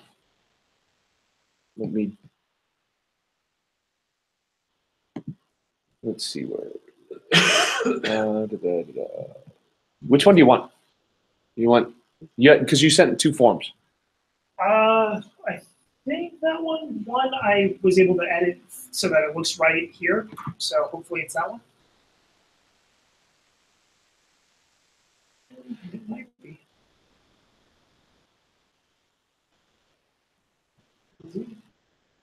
No, it's not that one. That's not the one that looks right. It's the other one. That one's on the USA website. Well, sort of. Some of it. Yeah. Some of it, yeah. I kind of merged some and moved some around, and Was that benefit helpful for you? yeah, it was a nice little guide. Help me focus on what I wanted to. I can. Hold up. Let me go my. Or if you go to shared with you.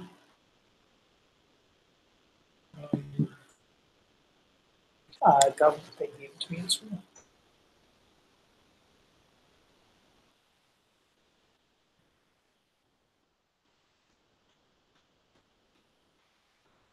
Let me drag this out before I start showing things I'm not supposed to. All right, let's see, where's yours? Which one? Yeah, we'll probably go to that one. Yeah.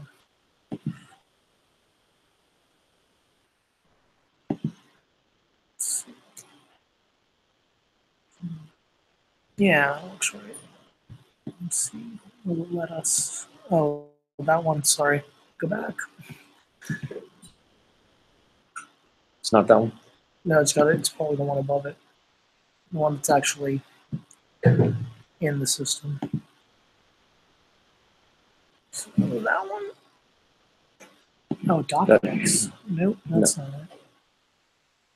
Just. You've got, I uploaded my slide to this one. Yeah, but that's not going to be the right one.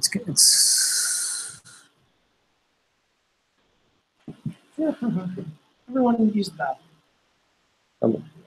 Let's see. Because then it won't be doing all the streaming and stuff. Do you want me to? Well, this is the one that this is the one you shared with me. Yeah, I can share the one that I think. Okay.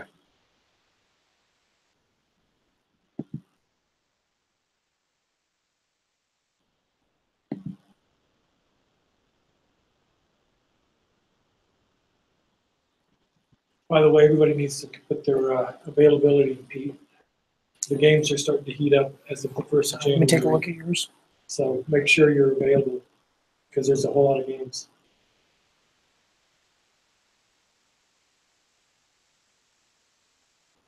Which one? The PowerPoint. Scott. No, Pete does the assignments. Scott is responsible for posting. Well, who's the ref? And who's the ref? I thought who's the ref just defaults that you're available all the time. So you just have to go in there and tell them if you're not available. Okay. Otherwise, it's- So he always says he assigns us anyway.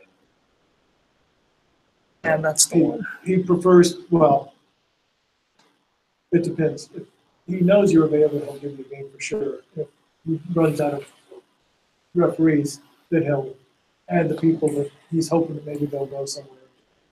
Something. Okay, so let me slide this over.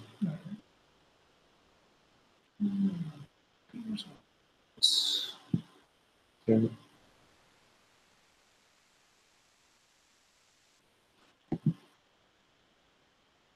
I don't know if this is actually going to present this way. There we go. Okay, so that's what you're seeing. Okay. Right, and so there's a bit of a delay on this one, but you're good. Okay. All right. Because there's a microphone. Microphone is right there. Got it. If you want to just walk around, you can, Yeah, I might stand up. That's sort of Okay. my. and I'll just control it. You tell me when. Sure. Click. All right. Hello. Hello. So I'm used to embarrassing myself in front of people. I'm going to try not to embarrass John for making me do it. Welcome. Today we're going to talk a little bit about communication with coaches and captains. This mostly focuses pregame and postgame, and we'll touch a little bit on what's going on during the game. As a conversation, so if you guys want to chime in and let me know what you do and what you think up here might need some tweaking, let's definitely do that. Also, as we go through this, understand that there's differences between the levels of competition. Your communication pregame is going to be a little different at the higher levels probably than it is as you work your way down. Mostly because between everyone involved, there can be different levels of assumptions of competence and focus. You want to make sure that you read the room when you get there so you kind of know what approach to take. And we're not going on, this isn't about communication so much during play or during the game, but more during stoppages and during the time when the clock is maybe off. This is also not going to be about discipline or control of players in general, really focusing on captains and coaches here. So let's go to the first slide.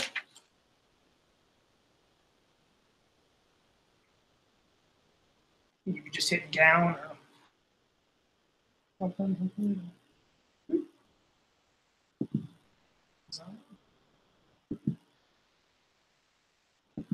There we go. All right.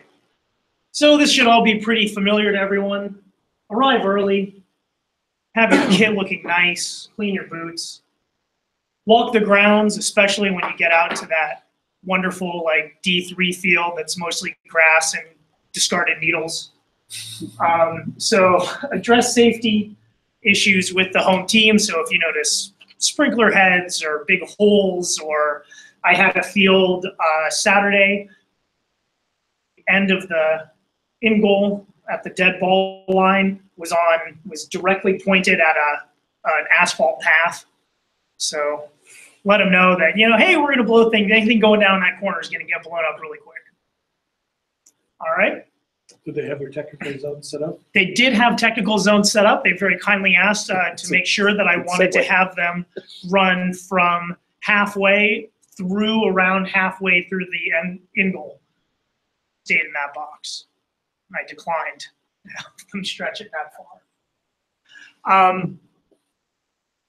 Greet the teams. If you're there nice and early, you'll have a chance to go up and say hello to the coaches. You'll have a chance to find out who your captains are, probably before they get into their pregame program. So you want to be aware of interrupting warm-ups, right? It's kind of rough when you roll up and they're running back and forth and trying to call out drills. Find the coach, introduce yourself. Hey, hi, I'm Roberto, I'll be your ref today. Except use your name. Ask when it would be a good time to meet the captain, but also, ask when it might be a good time. And arrange for a time for boot check, front row chat, coin toss. I usually like to tell them, look, I'm going to peek over and you keep an eye on me, and when you're transitioning between things, that'll probably be a good time, right? So maybe I'll wander over while they're and getting their calls set and wait for them to sort of finish a little set there, and then I'll ask to talk to them.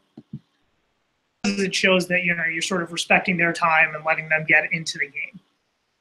All right, let's go ahead. Oh, this lesson. Be humble. It's not about you. I hope we all know that. When I was a younger, newer referee and I had a little bit less confidence and people had less confidence in me, it was much for me. But I think probably for the people in this room, I think we've gotten a lot better at that over the years as we've had more of a focus on development. So here we are. Hi, I'm Berto. I'm your referee today. Ask who the head coach is, unless you absolutely know. Don't make an assumption. That can be really embarrassing.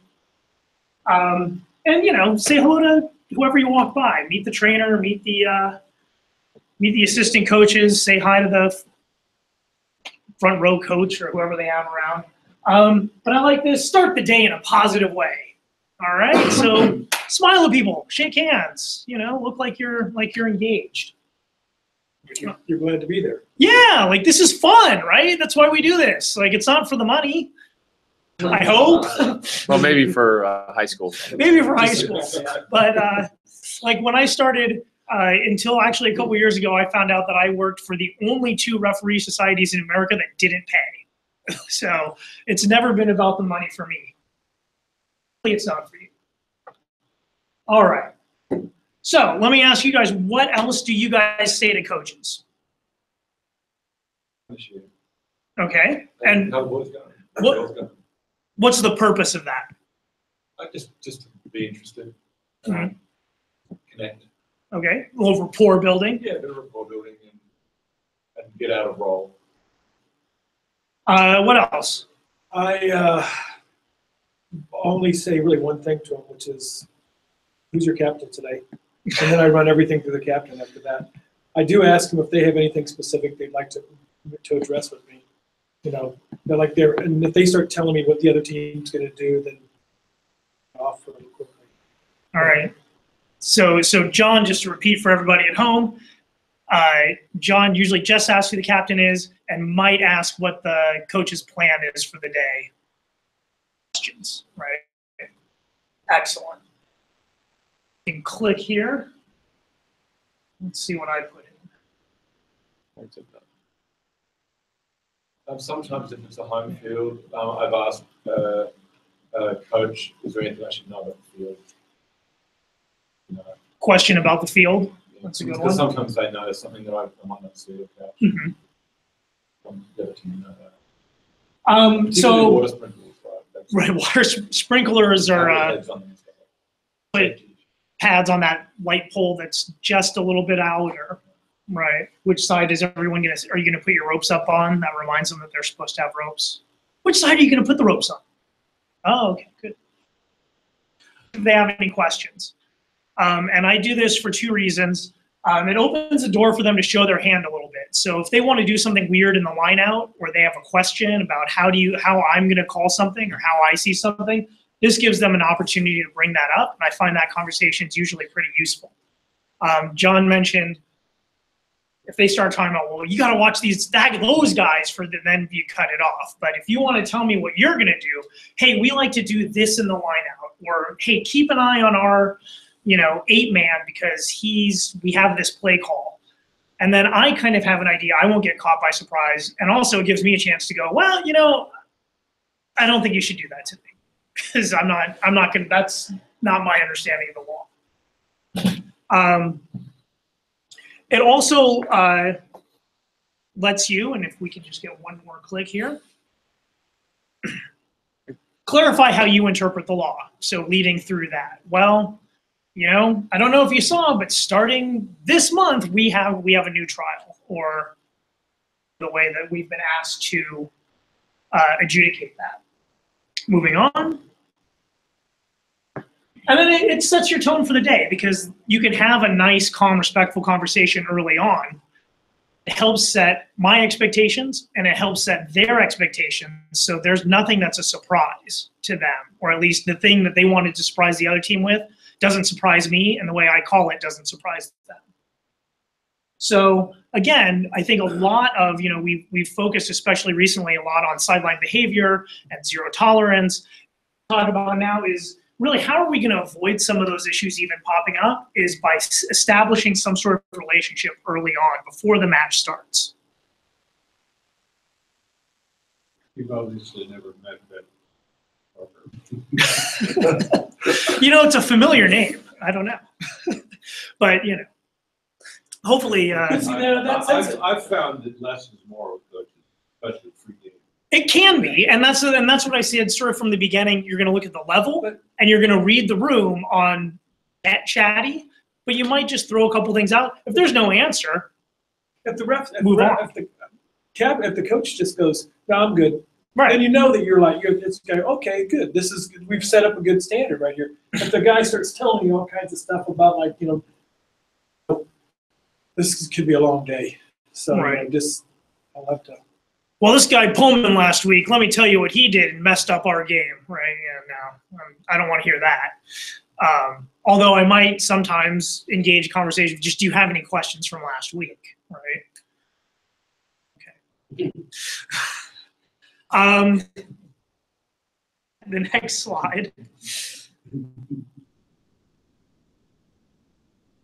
Respect is earned, respect is reciprocal. Use formal language. So that includes calling the coach, we'll get into this on the next slide, coach or coach in their last name. And, unless you guys have some wonderfully close previous relationship. Try to keep your tone neutral and avoid too many personal comments, right? So this isn't the time to get too much into yourself. You want to try to keep the focus on the game. All right, moving on. Equity. Give both coaches equal time or at least equal opportunity, right? One coach might want to talk to you for a little bit, one might not. I'm saying really it's about opportunity. Using formal names. Being aware of any unconscious gender, age, or racial bias. I'm not going to bludgeon you guys too much with that, but just know yourself, I sometimes, one of my things is I have young daughters. Sometimes I will treat any younger woman sort of more like I treat my daughters than like an adult woman.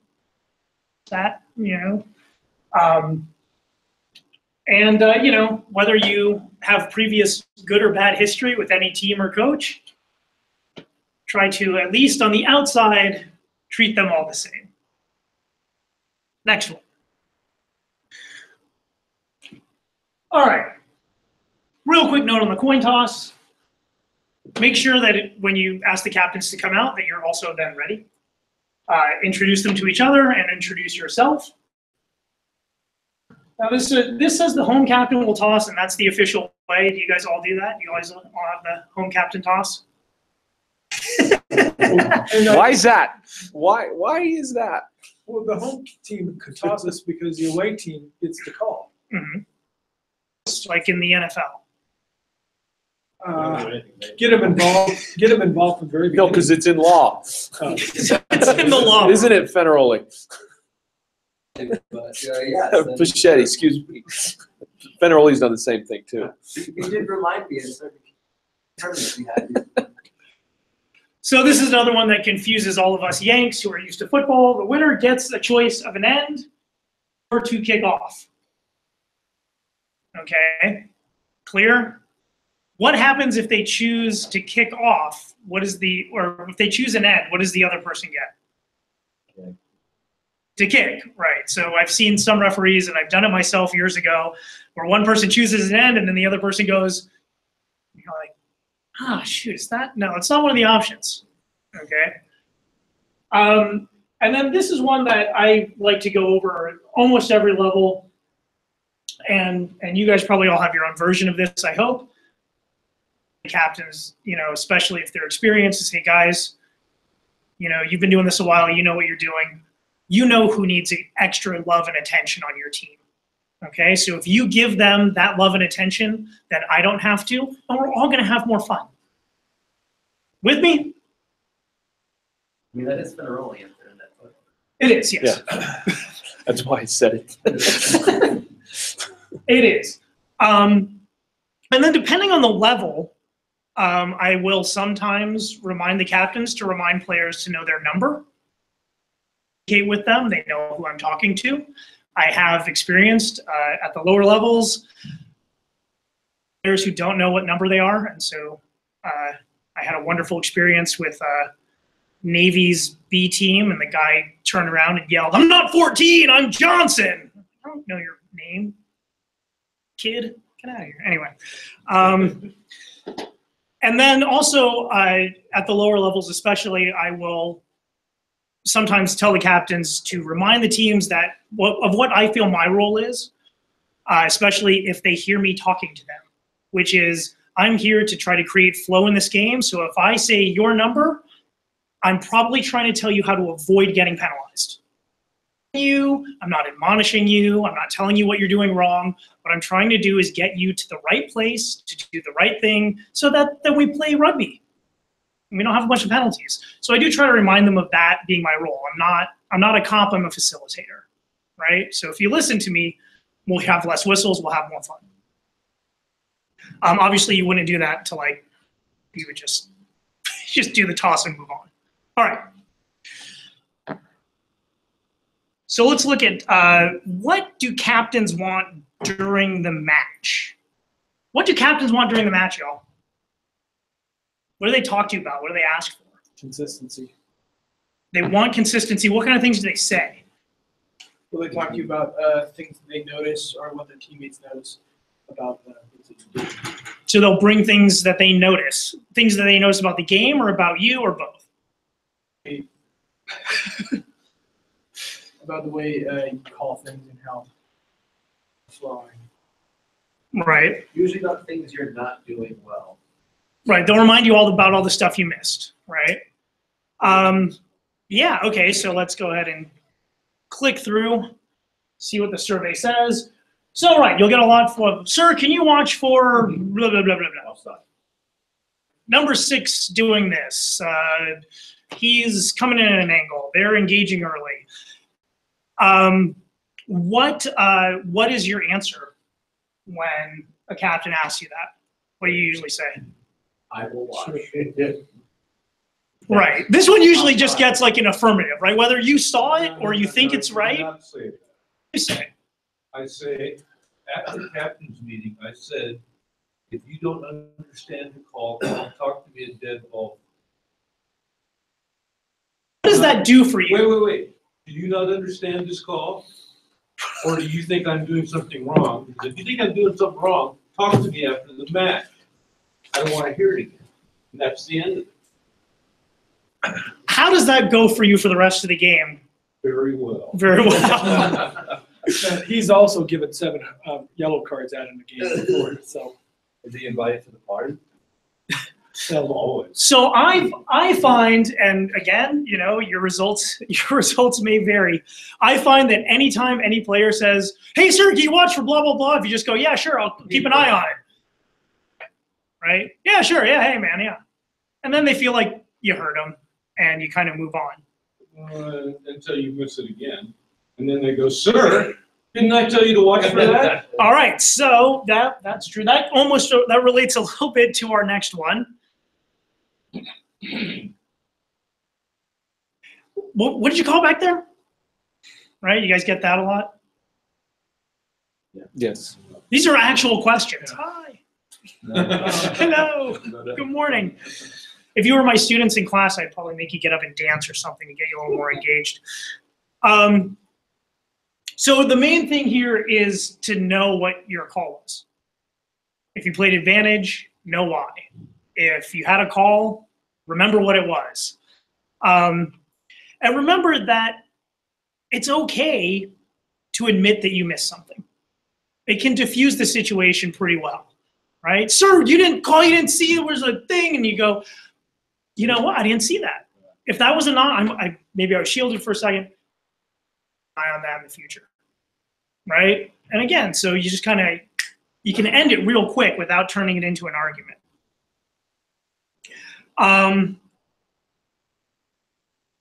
There's also, you can manage this at the stop, right? We'll talk about it or if it's a penalty and they kick and you're going to have a line out, then maybe you can take a second and say, yeah, you know, it was not rolling away, or your guy was offside, or what's that? I forgot. I forgot. You know, there were 3 penalties in a row. Which one do you mean? That can be rough. I also find that it can be helpful management-wise to talk to the defensive captain after a score off of an advantage. Does that make sense? Yep. Because I think what happens a lot of the time is we'll say, you know, penalty advantage, and we might even call offside, right? Or ahead of the kicker, whatever it is. Penalty advantage, and they go through, bip, bip, pass, guy jets up the sideline, scores a try. Now, the captain was in a ruck somewhere far away. He doesn't know what happened, right? So I find it can be really helpful in terms of getting the players to do what you want in the future, to go to the captain after a score on advantage. Maybe you're coming back, they're going to kick off, and you go, hey, just so you know, that penalty was advantage. 6 was offside at the ruck. That's his second time. Right? And then hopefully that helps things move along, and then the captains appreciate that. Should you tell 6 and not do it again, or just give you a yellow card? Well, we don't necessarily know where 6 is at that point. After the score, he could be anywhere. I'm not necessarily going to hunt down 6 because communication comes through the captain. And if I can get the captain to manage the team, the more I can get the captain to manage the team, the less they're going to resent having to hear from me all the time. Right? Because I don't want 6 to feel picked on necessarily. Well, what if he doesn't say anything? It's his team, man. Like, that's his job. Maybe they need a better captain. You know, I've had captains where I have the captain over. I mean, captain, I need you to tell him, you know, whatever, make sure he knows. The captain stands there. I'm like, dude, tell him. Like, seriously. The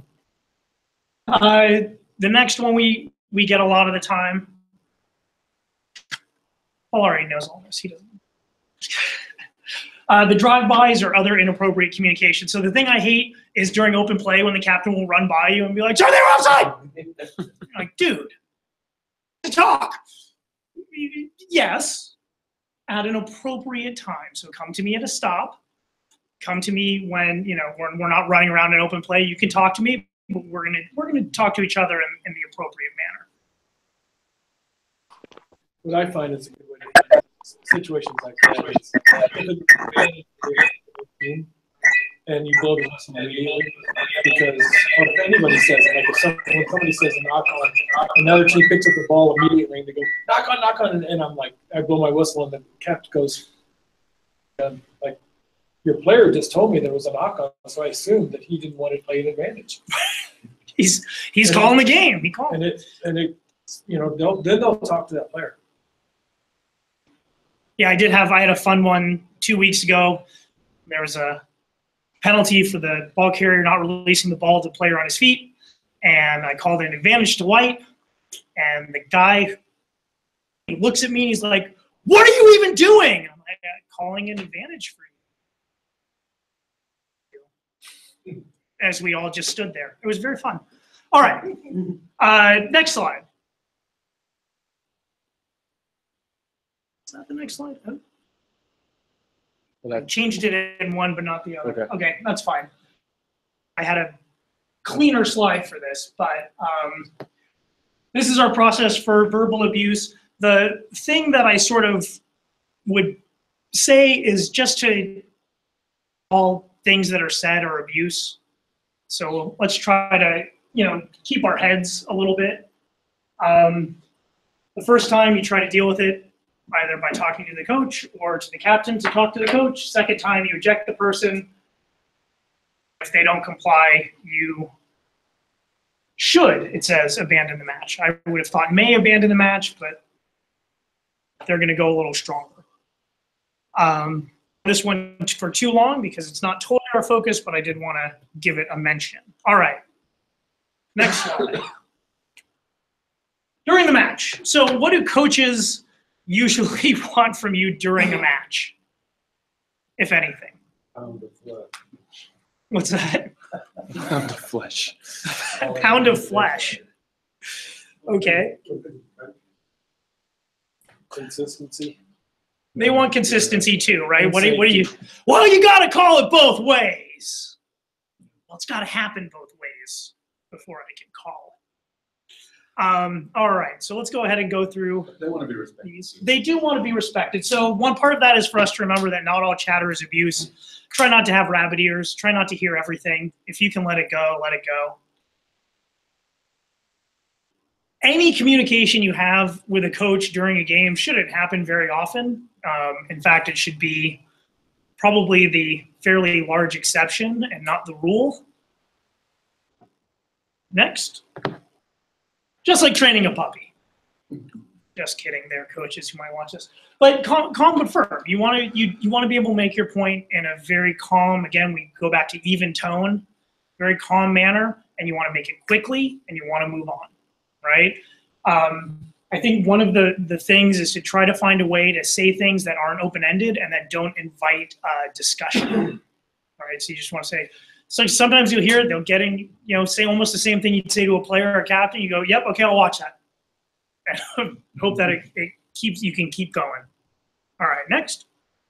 So if there's somebody's questioning something, are you going to stand by your call or entertain a discussion? You're going to stand by your call and probably move on.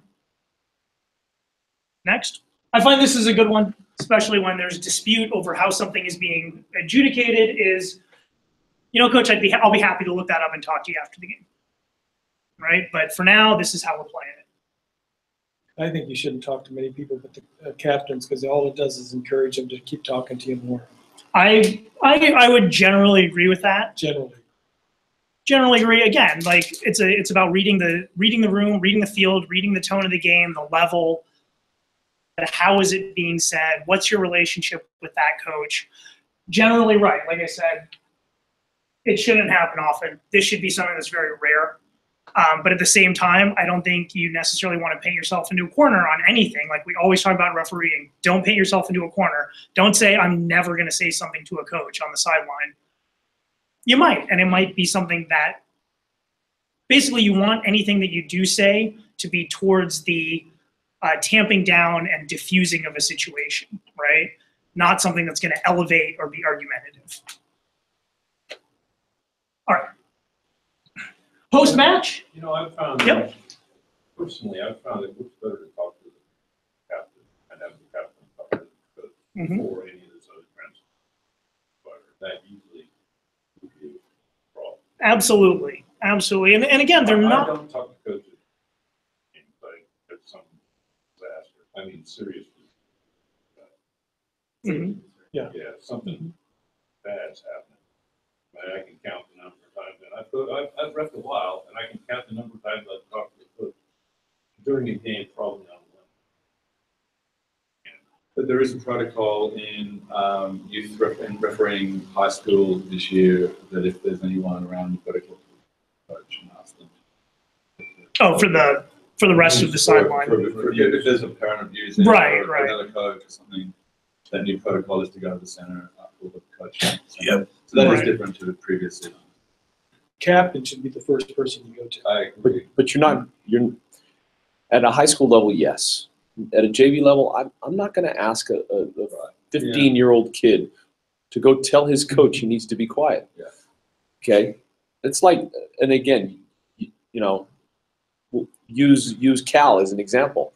You're not going to tell a Cal captain to go tell his coach to stop talking to you. It's not going to happen. He's not going to do it.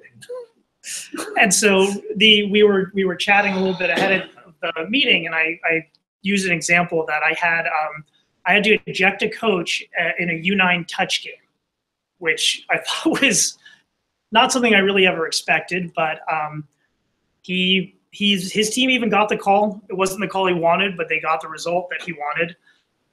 He kept yelling, and I just kind of trotted over and he said, Coach, I understand you thought there was a knock.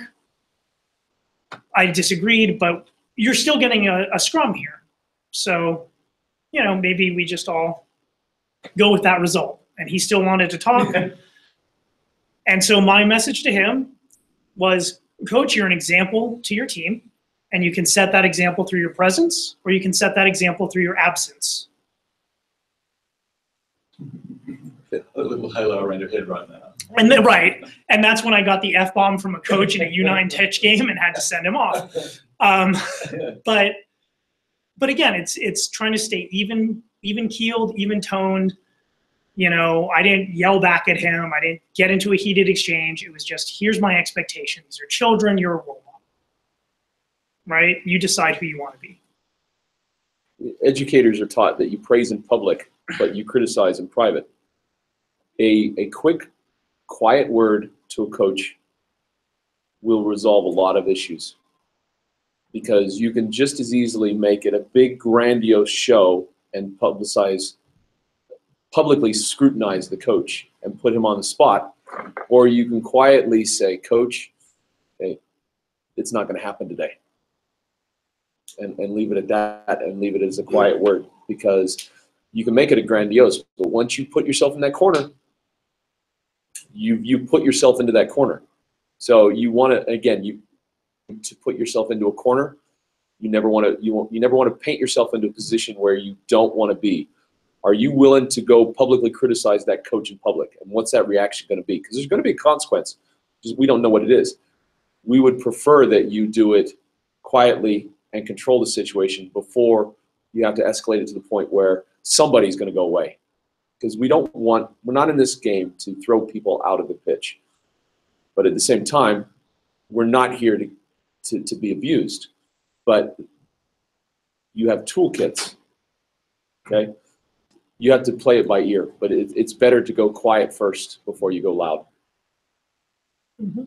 And also, you know, remember some of the things you can let go. Some of those little side comments, you can let those go. Not everything is abuse. The match is over. Everything's been whatever it was. Thank the coaches. Paul, I'm sorry that I don't know. Do we have a survey? A post-match survey? For the coaches? Yeah. Yeah. Okay. So you know, when I can, and if I could get that link again, I like to include the post-match survey in my handshake, in my email on Tuesday or Wednesday or whatever, so they have it. So that post-match I can say, so that email I sent you on Tuesday has our feedback survey if you want to fill that out, right? So they know where they can go if they want to tell someone else about how terrible I am. We're supposed to give it to them. You don't have to. Essentially, I feed it to the coaches once, twice a month, and remind them that you need to, please provide feedback. There's only a couple of people that actually see it. We use it as a means to, because there are coaches that provide good coachable data, and we want to have that, and we want to encourage that. And coaches need to feel that their comments and concerns are being listened to, because there are coaches consistent feedback, and we want to encourage that. So we created a means that when we start seeing patterns of the same referee having issues week in and week out with the same kind of things, that's when we will coach you. We will assign a coach to you. Sometimes it's about promotion, sometimes it's about development, sometimes it's about safety. Sometimes it's about fixing an error that we're seeing. And so the assigners and referee coaches will look at that data, get it out there. All right, we need to coach so-and-so because in the last few weeks we've had negative feedback on the coach performance. And it could be performance, it could be sideline mannerisms, it could be any number of things. But the coaches they're part of this game. We don't want to segregate them because it's not just us and them. We have to develop collegiality. And that's one of the ways that we can develop collegiality. The other ways is to have them participate in events like this. This is not private knowledge. We want to publicize this. It's developing. It's ongoing. Well, you just mentioned something that you didn't mention in your pre-post, how you talk to coaches and captains. So people, Wednesday night, you send them an email saying, I'm going to be your referee. Because all I do is I just send them a note saying, I want to be your referee, confirm time and location. And right. But I would love to be able to say, also put attached is a survey that I'd love for you to, pass out for after the game or something like that. So yeah, so my standard handshake email, try to do it right after I get assigned. And so kind of it depends on when you get the game. If you don't get it till Friday, then you're sending this on Friday. And match details. I say, please confirm the match details. Sometimes, if I don't know, I'll ask, do you know what color jerseys everyone will be wearing? That can be helpful information. I tell them to please provide a game day telephone number, and I provide mine in case anything changes or in case I need to get a hold of them. I'll ask if there's anything else I need to know, like parking, like that. And then, so I haven't had the survey link here, but I did have it when I was in Potomac, and it was part of my standard thing. And post-match, here's the link to the survey. Please fill that out. Yeah, and I can send it out to referees to make sure that they get it to their coaches as well. Typically, I'll send it out at the beginning, and like I said, a couple of times a month. Hey, remind that, and not all coaches will provide it. A lot of times we'll ask for video, but some coaches are better at sharing the video than others. And so sometimes you have a coach who walks up and he wants to get into it. Even if it's in a sort of a respectful dialogue, they want to ask questions, they want to talk about stuff. You can still ask for 10 minutes. Say, hey, I'm just going to go take my boots off and put on my other shorts, and I'll come find you in 10 minutes. And that can help a lot. It also gives you a chance to replay some things in your mind and get some answers ready, because hopefully you'll remember what some of the controversial calls were, maybe some of the patterns that you think they might bring up. And this one says, so I cribbed this from USA Rugby. It says, request that the coach set up a time later in the week to review video clips together via webinar. Be doing that. But what I do say, especially for coaches who videoed the game, I said, coach, if you want to send me an email to your video link and any comments that you have, I'd be happy to look at that. So, they don't have to get as detailed as the Advantage system. But if a coach puts their game film on YouTube and they want to send me an email that says, hey, at 3:20 and at 4:25, take a look at these two calls, I'm happy to do that. Sure. That helps me, really. Now, you all have access to webinar. You all have access to Google Hangouts. And so you, just like I'm setting up this podcast, this stream, you can stream video. You can get a video, and you and 9 other people can sit there and watch the same video and have a conversation. So it has that ability to do that. They're all mobile apps, so you can do it on your cell phone. You can do it on any number of devices. So it has that capability to do it, and we want you to use it. So good ideas for everyone. Be available, acknowledge issues, admit mistakes, and sometimes it's even okay to say you're sorry.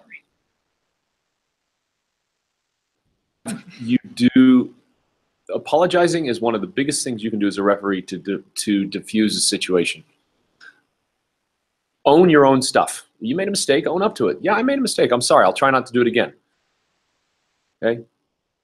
The coach, it diffuses. The coach can't keep attacking you. Well, they can, but they look foolish in doing it, because you acknowledge the mistake. You can't go back and fix it. You can only adjust it next time. And it's not like you're going to give them one later on. It's not a quid pro quo kind of deal. You made a mistake. Own it. Let the coach acknowledge it. I'm sorry. You're right. I made a mistake. I see you. All right. Next. Some communication tips. Even tone, quiet voice. Eye contact. Keep your comments brief. I hear you. I see. I understand. I'll keep an eye out. Open posture. Plus something from a training that I took with Mike Cobb years ago. He talks about how do you have your hand, right? So instead of pointing at people, pointing at things, but what we call sort of the B handshake from sign language. If you're kind of going, well, you see, and you go, and you got this thing going, right? It calms things down. This is actually sign language for calm down. Calm, and you can kind of gesture, open hand. It feels better for the people on the other end. Mm-hmm. Next.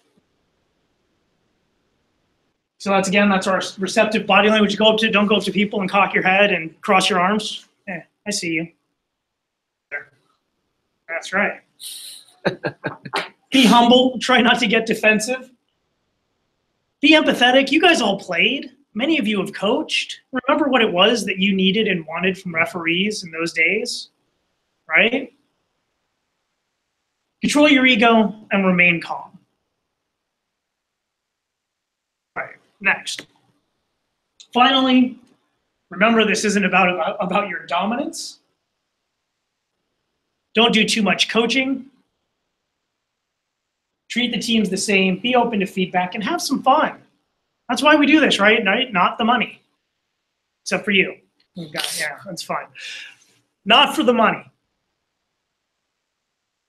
Also, I would say, again, in terms of being open to post-match feedback, when I first started refereeing, I had a referee who told me, always go to the party. Now, of course, that depends on the level and depends on a lot of other factors, but the point is it's okay it's encouraged for you to show up and be accountable for your calls and to be open to that feedback. I've had some really great conversations doing that, learned a lot, and it's helpful, and I think the teams appreciate it. And again, like, you know, we referee in this area for years and years and years, and so if you can develop positive relationships with teams and coaches and they get to start to know that you're a human being and an okay person, it can, again, help with that in-game and pre- and post-game communication. And of course, the overarching goal of all of this is that then we don't have the penalties and cards for dissent, and we don't have to throw people out, and we don't have to go to the sideline procedure, right? With a really great analogy that I've always used. And at every competition, you are a substitute teacher until you earn your licks. And you think about it, you all were students at one time. You remember abusing your substitute teachers, okay? As a school principal, they get their licks. I'm sorry, that's just the way it goes. Until the players learn you and can, more importantly, trust you, okay, that's how you're going to get treated. And I don't care what competition it is, I don't care what level it is, you're going to get that until they can trust you. You don't develop trust. You don't develop trust on the field. Okay, you develop trust off of the field. And it's about paying your dues. You go to the parties, you go to the socials, you go to the trainings. They see yourself as a person. They see you as a person, and then they see you as an official. But you're going to get your licks, and it's got to happen. All right, next. Okay, so when you're learning training, they tell you to make sure you have a takeaway, a point. If somebody comes up to one of you and says, "What the heck did Berto talk about on a Wednesday night?" The one thing that I want you to take away, if you remember nothing else. Next. It's not going to show it, I don't think. That's normal. Hamilton? Yeah. Talk less, smile more. You're supposed to sing it? You guys don't want me to sing. My wife just last night told me I cannot sing on key, so. All right, and finally, I stole most of this from Amanda Cox's slide deck. John gave me the access. I did move some things around and add some things, but very majorly plagiarized from USA Rugby, which is why you know it's good information. And they were forced to do this because they had some issues with one or two referees and attitudes. And, you know, when the team saw that they were had that ref for the weekend, the coaches would already start, calling saying, "Hey, can you get somebody else?" and things like that. So they put this thing together so that they hoped to try to avoid some of the frustrations of people talking down. And primarily it's that you try your best not to talk down to the players or the coaches or anybody. Sure. Because you are in charge. But you don't have to remind them that all the time. Mm-hmm. And just real quick, I won't go too into this document. It's in the LMS, so it's available for everyone, but this is just a quick little tips on communicating and understanding coaches. If you guys want to see it's in the September pregame talk discussion. So it's in the September, this little sheet that I gave you. You can go on and follow those websites to get to that link, and you can look at what they said. That's all I got for you tonight. Thank you. Lee, you want to go? Did you get a copy of this? There is, if you look in here in the LMS, we have one more presentation on referee coaching. Feedback form that we'd like you to fill out at some point. And again, that just gives feedback on presenters. It gives feedback on, remember he was talking about takeaways? Huh? What? No, that's for the notes. There's a takeaway piece which we'd like you to provide your information. It's that takeaway. What are you gonna apply? How are you gonna apply this information?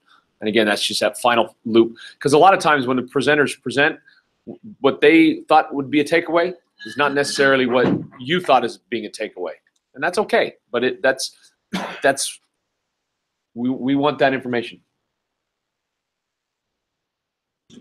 All right, we are. Top one. Okay. We're just going to cover a bit now about referee coaching. It is primarily designed for the CMO, but it's also relevant to the referees because it then gives the referee an indication of how the referee coach should interact with them. I apologize now for the slides because most of them are built from the high performance group, for the high performance group, and for CMO2. A lot of this is coming out. I was invited to the high performance referee coaching camp in Tucson in November as part of the WPL finals and the Pac-7 and the Pac-12 sevens. We coached 3 days there. We had a 4-day camp led by Mike Luke from Rugby Americas North and Sean McDonough from Canada. And I have stories about Sean that I can share. I'm told, and I can now agree, probably two of the best referee, coach, educators in world rugby. So we were quite fortunate to have them, and it literally was a who's who of USA Rugby there.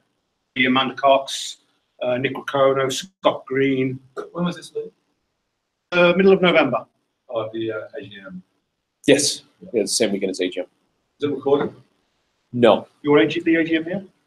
Wasn't it? No, No, it was no, it was the 9th, 10th, 11th. It was the WPL final. Is it recorded?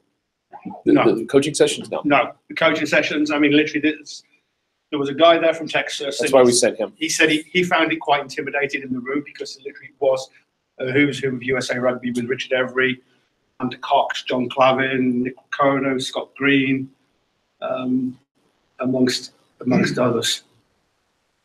And obviously the referees were there. The referees knew they were being coached. They knew they were being watched by referees. So, referee coaching.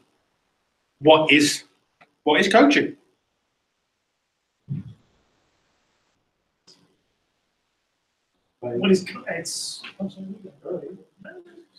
It's teaching. It's helping people understand and develop discrete skills that build to a whole. Yeah. Next slide. Coaching is, in this context, guiding improvement to sports participants in a single sport at an identifiable stage. Identifiable stage is either whether they're at the start of their refereeing career, or whether they're pushing for promotion to a higher grade, or whether they're pushing for promotion to national panel. Or once they've achieved national panel, they're still being coached. Hang on, please. This is just some assumptions, and again, I apologize if this is coming from the high performance group. As referee coaches, we're assumed you're all knowledgeable and experienced match officials.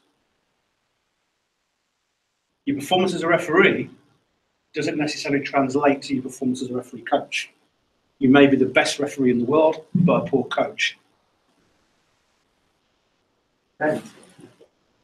What's that? Marisa. Me. That's what those are Matt's words. Yeah. The coaching, the exercise is more, what we do, it's more, the coaching, it's more about coaching than officiating. We all know the laws. We all know the changes the World Rugby keep on coming in with them every season. We know those. We're not there to officiate for the referee, we're there to coach. The big one Coaching is not the same as performance review. I was guilty, probably was as guilty as the next person. I'd do a coach report, I'd sit there and say, right, how many penalties, how many scrums, how many free kicks? And I'd really incorporate those into the report. What came out from Tucson is, that's PR. We're not here to PR. Let the PRs do that. We're here to coach. It's the big difference. All the coaching happens in a context. So something's happened within a game or the referee's working on something that is in context that they want the coach there for and why we're going to work with them. And the next one is, I think we put it down, it's about coaching referees in the high performance rugby. We can also translate that to coaching referees within the society. It's not just all about high performance. I mean, yes, I'm doing a lot of coaching at high performance. Going to be coaching locally as well. Big one now. Referees in the modern game should be considered athletes. I mean, these guys, these national panel guys, they have to be so fit, and they have to get to about an 18 on the yo-yo. They don't get it. If they fail it, they get kicked off the national panel. They have to be so fit that they're now considered athletes. You get players, Jack Clark and his boys, to him, they're athletes. And they're built up as such. With MLR happening, those are going to be professional athletes. So again, the referees are now should be looked at as more athletes. And as athletes, everyone learns in a different way. You have listening, you have some people listen, some people observe. Everyone's different. Get on there. Key actors in this, who are they? Coach, the match official, and the game of rugby. Be it 7s, 15s, 10s, women's, high performance, youth rugby. That's the three actors, key actors within the coaching environment. Hang on down, please. We then started in Tucson about raising questions. What is coaching? What are the key roles and responsibilities of the coach? How do referees and athletes learn? What does a referee need to know about the referee? What does a good referee look like? We'd all like to know that. What kind of practices should the referee be doing? Again, this is normally guiding practice from the referee coach. What communication skills? Assuming accurate decision making is one of the skills, what does accurate decision making look like? You have to make in a game. How many of those are accurate? How many you take on the fly? What does the ambitious referee need to know to be able to advance? Andrew, you're an example. You're ambitious. You're young. You hold your own future with this. So that's questions we ask ourselves. One of the questions, what is coaching? Anyway, that came out from Mike Luke is the ability to change and enforce existing behavior and motivational. Be motivational. The next slide, please. Other things we need to know about the referee and potentially about the coach, your basic skills and knowledge. This is something we need to touch on more as referee coaches. As a referee coaches, we go under CMO 1. That's generally when you stop. As a society, we're fortunate and we've got a large number of members who have done CMO 1. And then you've got myself, Paul, Matt Eason, who have done CMO 2. CMO 2 is a 4-day course. It is intense. I did it in Toronto last year. I came away, I was physically and mentally tired for about 3 or 4 days afterwards. It just completely drains you. So, but the referee again needs to know that. So basic skills and knowledge, we need to make sure referees we develop, they do level 1, they do level 2, and they do a national panel, they go to level 3. We normally stop with coaches at level 1. We need to come up with some framework where we don't put, we can continue development as coaches for the benefit of the referee. Other factors we have to look at as well. How we communicate with the referee, assertive, non-assertive, not assertive, cooperative, uncooperative. Decision making, how do we make the decisions? What are we looking for when we're making decisions with the referee? Just one quick thing. I had this very conversation with a teacher. I was doing an evaluation on the teacher. The teacher did a fine job, but we got on the idea of evaluation. For evaluation, it's very easy. It's checking the boxes.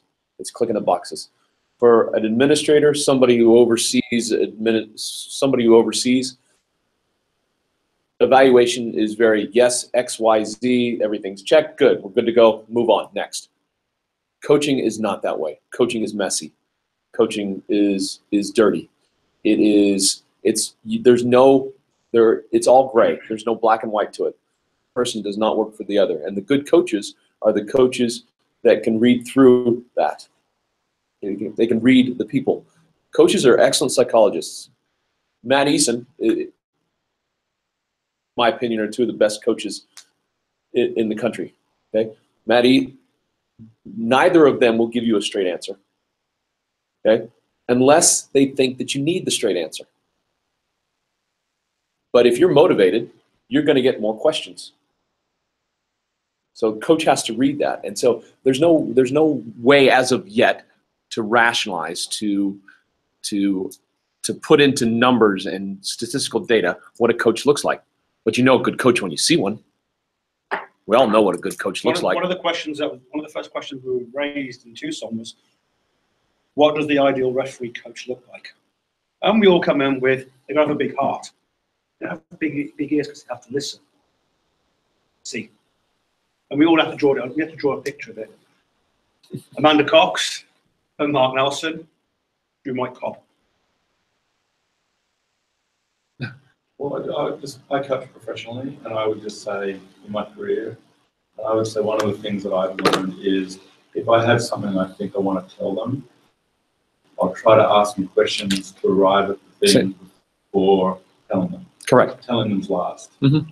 There's a document I'll share. I'll send it to Paul, which was shared with us. It's called The Art of Powerful Questioning, and it's produced. It's come from some academics in Canada, and it was shared with us by Sean.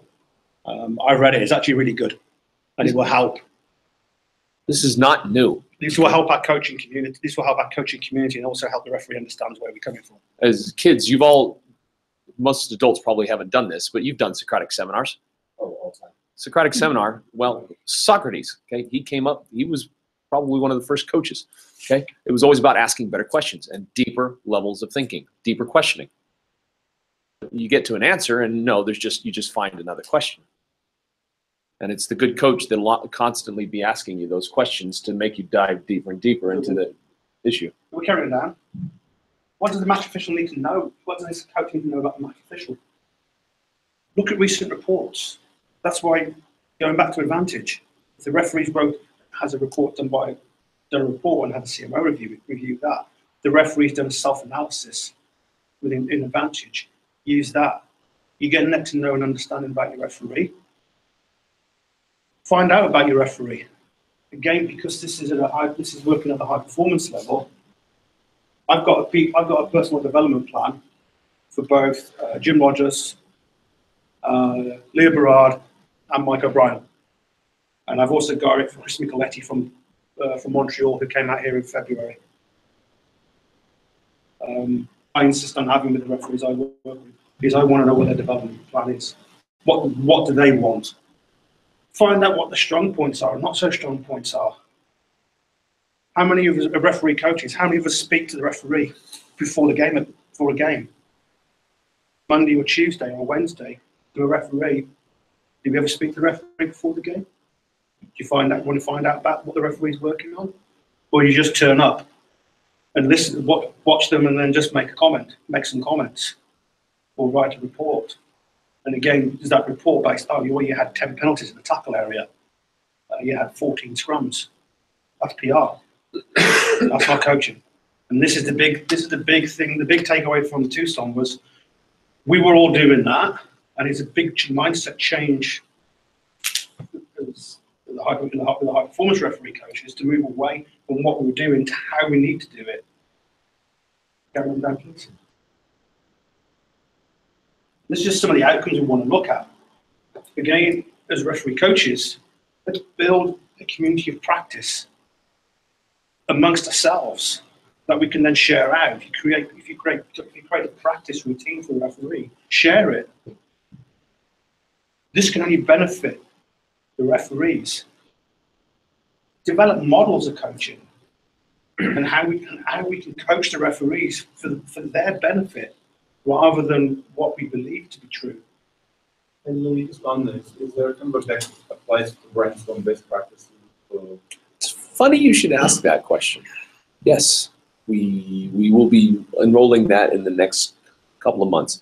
So one of the things, when you go into the online classroom, you're going to notice that not a lot of things are required. Okay, one of the tasks that will be required that'll be probably submitted over break will be every referee who wants to be coached and desires to be coached needs to complete a coaching report. And it's essentially, it is your development plan. It's where do you want to go? How are you going to get there? What can we do to help? I like that. Huh? Was that my suggestion? I think it was. I think I said yes, PDP, it was your suggestion. PDPs. Yes. But it's, yeah, so that's, and one of the requirements is for coaching, moving through NorCal, if you want to be coached, you have to complete that. And so there's a couple reasons why we coach. One is for development. If you want to develop into a better referee, you have to complete a match report. And we've done it in some fashion or another every year. It's just that we have not required it, and that we're at the point where everybody is getting used to it. So we have enough young, motivated referees to do that we can start building that momentum. So that's great. I mean, then again, we can develop learning activities to improve referee coaching challenges. Let's improve our referee coaches. And we can just CMO one that we can go out and that's it. We're never going to change. What do we need to know to be an effective coach? Beliefs. How do you put those across? Your philosophies. How do the match officials' beliefs and values, how do they tie with yours? Again, with a high performance level, you work with the same referee for a long period of time. I've been working with Jim Rogers for just over a year now. And we both know what the beliefs and ideals are between us. Chris Micheletti, I've been working with for 18 months. I know exactly where he's going and what the beliefs are. He knows what my beliefs are and what my values are. How do you assess the match official, the referee's performance? Again, it's not PR, it's coaching. PR is looking backwards. Coaching is looking forwards. People define their strengths and not so strong points. The not so strong points is then what we can coach them with. Values and beliefs, the guiding philosophy, beliefs, what you and the match official you're working with believe to be true. And the values, what the referee coach and the match official think is important. What you may think important, the match official may not. So you need to have this common ground that you both agree on. So the communication is always two-way. And the one comment I made, as a coach, the primary role is to help the match official to self-discover aspects of the performance that they need to be worked on. As a coach, and this is the big part where we moved away, what we tried to move away from coming out of Tucson, is this is not about the referee coach. It's not about us. This is about the referee. And we have to bear that in. That's what we have to know. We have to bear that in mind now. This is all about the referee, not us. Coach's key functions. We're coming toward the end.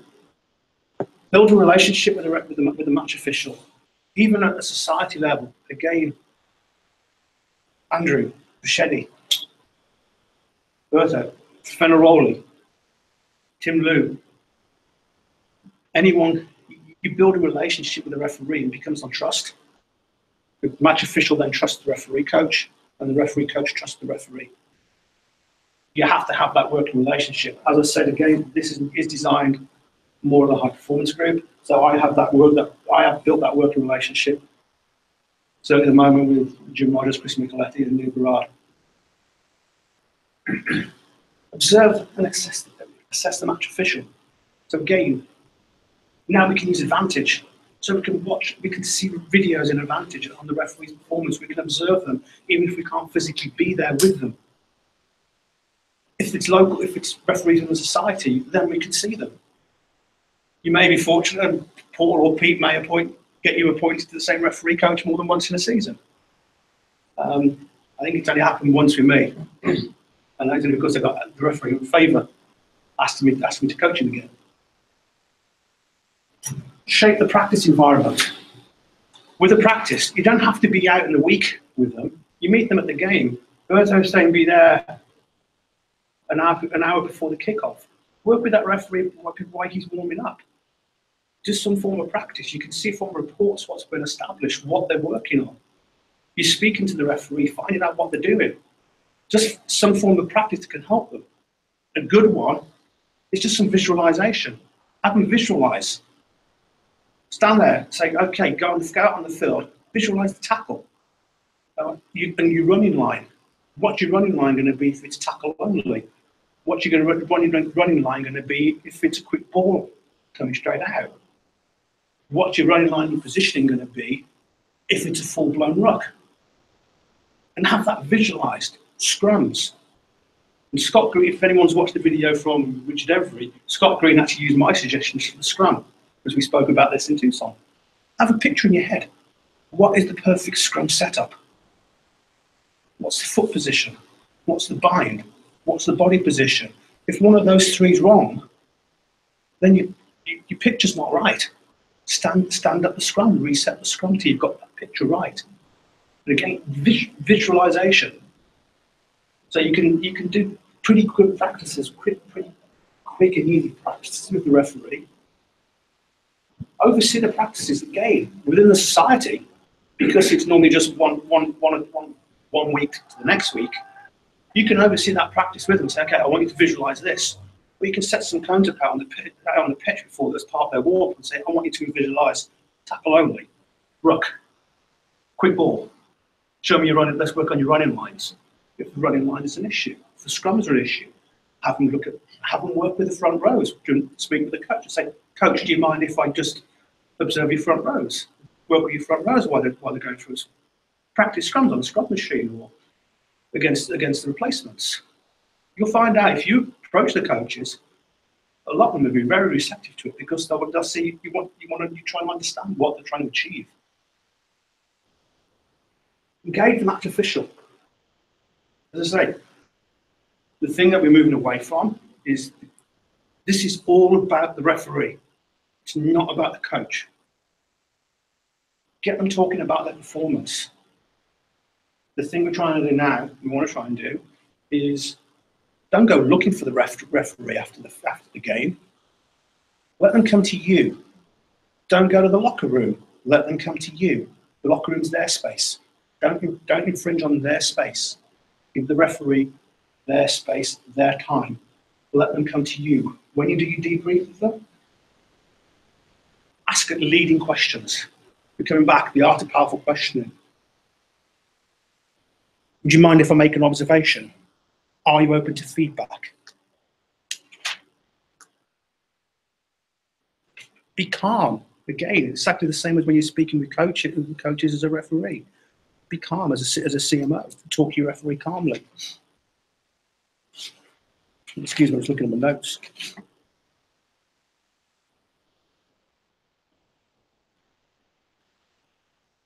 Build up the trust.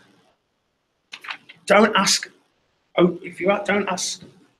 questions that can give you one-word answers. You're not going to get anywhere. Be prepared to change.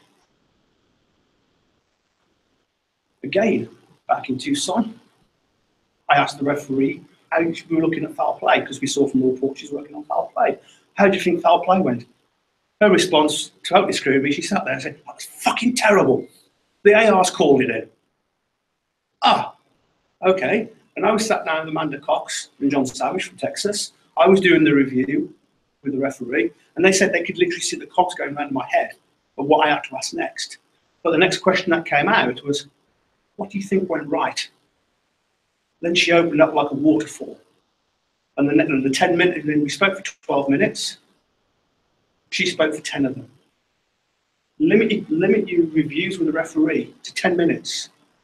Those 10 minutes, you want the referee to talk for 9 of those minutes. Because then you get the referee opening out about what they're doing, what they're seeing. And that's how you can then build up your coaching plan or coaching guidance for them. The big one, plan, do, review, adjust, plan again. It's a cycle. Got it in the graphic. It's never ending. You can say, right, Andrew, you're going to plan on tackle area this time. Make sure it's a clean tackle area. Okay, right. You planned it. You do it in the game. You're going to review it with the CMO. You're going to make a conclusion with the CMO on how you, as a referee, felt that went. Then you'll move around onto another area. What it is all about. This is now all about the referee. This is the change from the high performance group that's coming through. We all had to change our mindsets on how we coached referees, because we were always looking at how many penalties, how many scrums. Are they important? Yeah, it's important to get that information. Why is it important? Because it can help us come up with guided practice. It can help us with coaching plan for them. It can give them guidance rather than, oh, you had 14 penalties to tackle. PR. We're not doing PR. We're doing coaching. I mean, I can share. I'll share the Art of Powerful question report. I've got another document that Sean sent through as well. But guided practice is the key. And on that, we can look at, say, the visualization checklist. You can ask the referee, what's your pre-game? Just talk about that. You can do you can do your debrief, and you can talk about the weather. Let's just talk about the game. But you need the referee to come back. You need the referee to open up and communicate with you. The referee coaching is really evolving. And I've seen it more now as I'm getting more and more involved with referee coaching. And I'm getting, fortunately, right or wrong, I'm getting more involved with the high performance referees. It is very much a changing environment. And they're under so much pressure that they need the support from a referee coach there to help them. We have, within our own society, we're going to have referees starting to go through the grades and push for promotion, push for national appointments. You've been one, Shetty. You're going to start feeling the pressure of that. MLR happening in April. The group of referees that are going to be appointed to be given contracts for MLR, they're going to have high pressure games every week for 9 or 10 weeks. They're going to need to support the referee coaches. So we're there to support, and I think, as we said at the start, we're here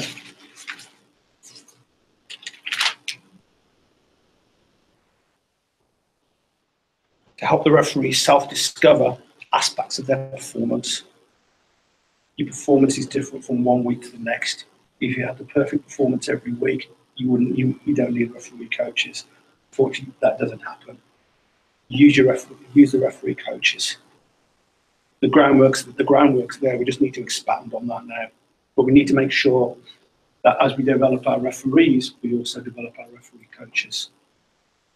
In CMO2, 20 people in the last 2 years in North America have gone through it. You have to be invited to join it, so it's tiring. That's it from me, and basically what came out from the high performance group in Tucson is the whole process is changing. We're becoming more we want to create this wider community. There's a Google Doc that Amanda sent out to all of us that went there, where we started putting things on there where different questions we could ask. So we changed how we do it. I'll share that with Paul so he can send it out for referee coaches so they can see just an example of what we're looking at now. It's an exciting time to be referee coaches because the coaching environment's changing. And the big change in that is advantage. Don't exclude people who are not referee coaches from helping you coach. We're fortunate in Northern California that we have some excellent coaches. Okay, Jack Clark, he is an excellent referee coach. If you allow him, be open. Tell the players, tell the coaches, be open. Listen, this week I'm working on X. And after the game, I'd like your feedback on that. They're going to give you the feedback. Okay? And they're going to give you their constructive criticism. They're not tell you, they're good at listening. Okay? Paul Keeler, excellent coach. Paul was one of my referee coaches for an entire year. And Ed Todd had asked me, who do you want to be your coach for this year? And I told him I wanted a player coach to be my referee coach. And he ended up assigning Paul Keeler. Now, Paul Keeler and I, at that time, were like oil and vinegar. We just did not mix at all. And he had just come from New York 2 years previously. So he'd come from New York attitude, Marine, and we did not get along well at all. And we were at odds most of the time. But he was by far one of my best coaches, and it was because I wanted a coach who looked at the game like a player. Because too often we'll look at the game from different eyes and different viewpoints. And his idea of advantage and what advantage should be and what materiality should be completely changed my view of what materiality is. And materiality for him was, it's not that moment, it is 6, 7 phases later. That's material play to the coach because one builds on the other. So, and he's viewing materiality in terms of momentum and momentum swings and how a referee's decision can ultimately change that. Okay? You make a decision, it has an impact 5, 6 phases down the line. Now, when we started having those kinds of conversations, I was open to hearing his viewpoint, and we got a lot out of that. It was a very interesting relationship, and one that I really appreciated in terms of my development as a referee, because that year I developed more in terms of understanding how a player looks at a game and how coaches ultimately look at a game. One thing that Kenny Forehand come forward as a recommendation for coaches, and probably came for referees as well. Coach's diary. You see coaches, sometimes Jack or Mike from Cal stand on the sideline and they're writing notes. Mm-hmm. Just make a note. Referee A, not position not great at the breakdown. Make a note. Speak to the referee, but when you discuss, maybe debrief the referee, bring that up.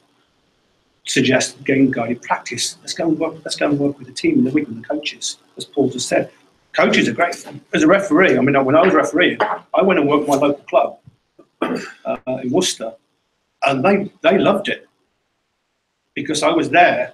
I was training with them in pre-season, and then I was then helping them, and they were helping me. So again, it's working with team, working with your local club as well is great. And the one final point regarding the KOT is Kenny Forehand's going to try and set up a referee coaching development class during KOT for CMOs. It's going to be coming back to this development to CMO. We're developing referees with level 1, level 2, level 3. We're not developing referee coaches. They're doing CMO 1, and that's generally where it stops. So Kenny's going to try and set some up with Paul. So there's a session at KOT. I'm going to be going to KOT this year, which I haven't done before. You didn't know that. But I'm going to be KOT. Oh yeah, good. Basically, because Kenny asked me to be. Again, if anyone, both referees or referee coaches, you have any question you want to ask me about coaching, shoot me an email, give me a call. The number's on the website. I'll gladly talk to you about it. I'm passionate about coaching referees, and that obviously picked up with Richard Every, and the fact that I'm now coaching nationally as well. And I met Richard June of last year for the first time. 4 days later, I've been nominated by him to go into CMO2. So he obviously saw something there. But yeah, just call me. I'm there to help. So you'll see on the online class that there's a whole bunch of series of classes of different societies that we've set up. There's one actually in here called NCRS Referee Coaching, which all of the referee coaches have. And it is filled with activities and things of that nature. And we'll be adding more to it. So it's there as well. And I can invite anybody who wants to look at it to do it. Anyway, okay, I think we're done for today. Thank you, everybody.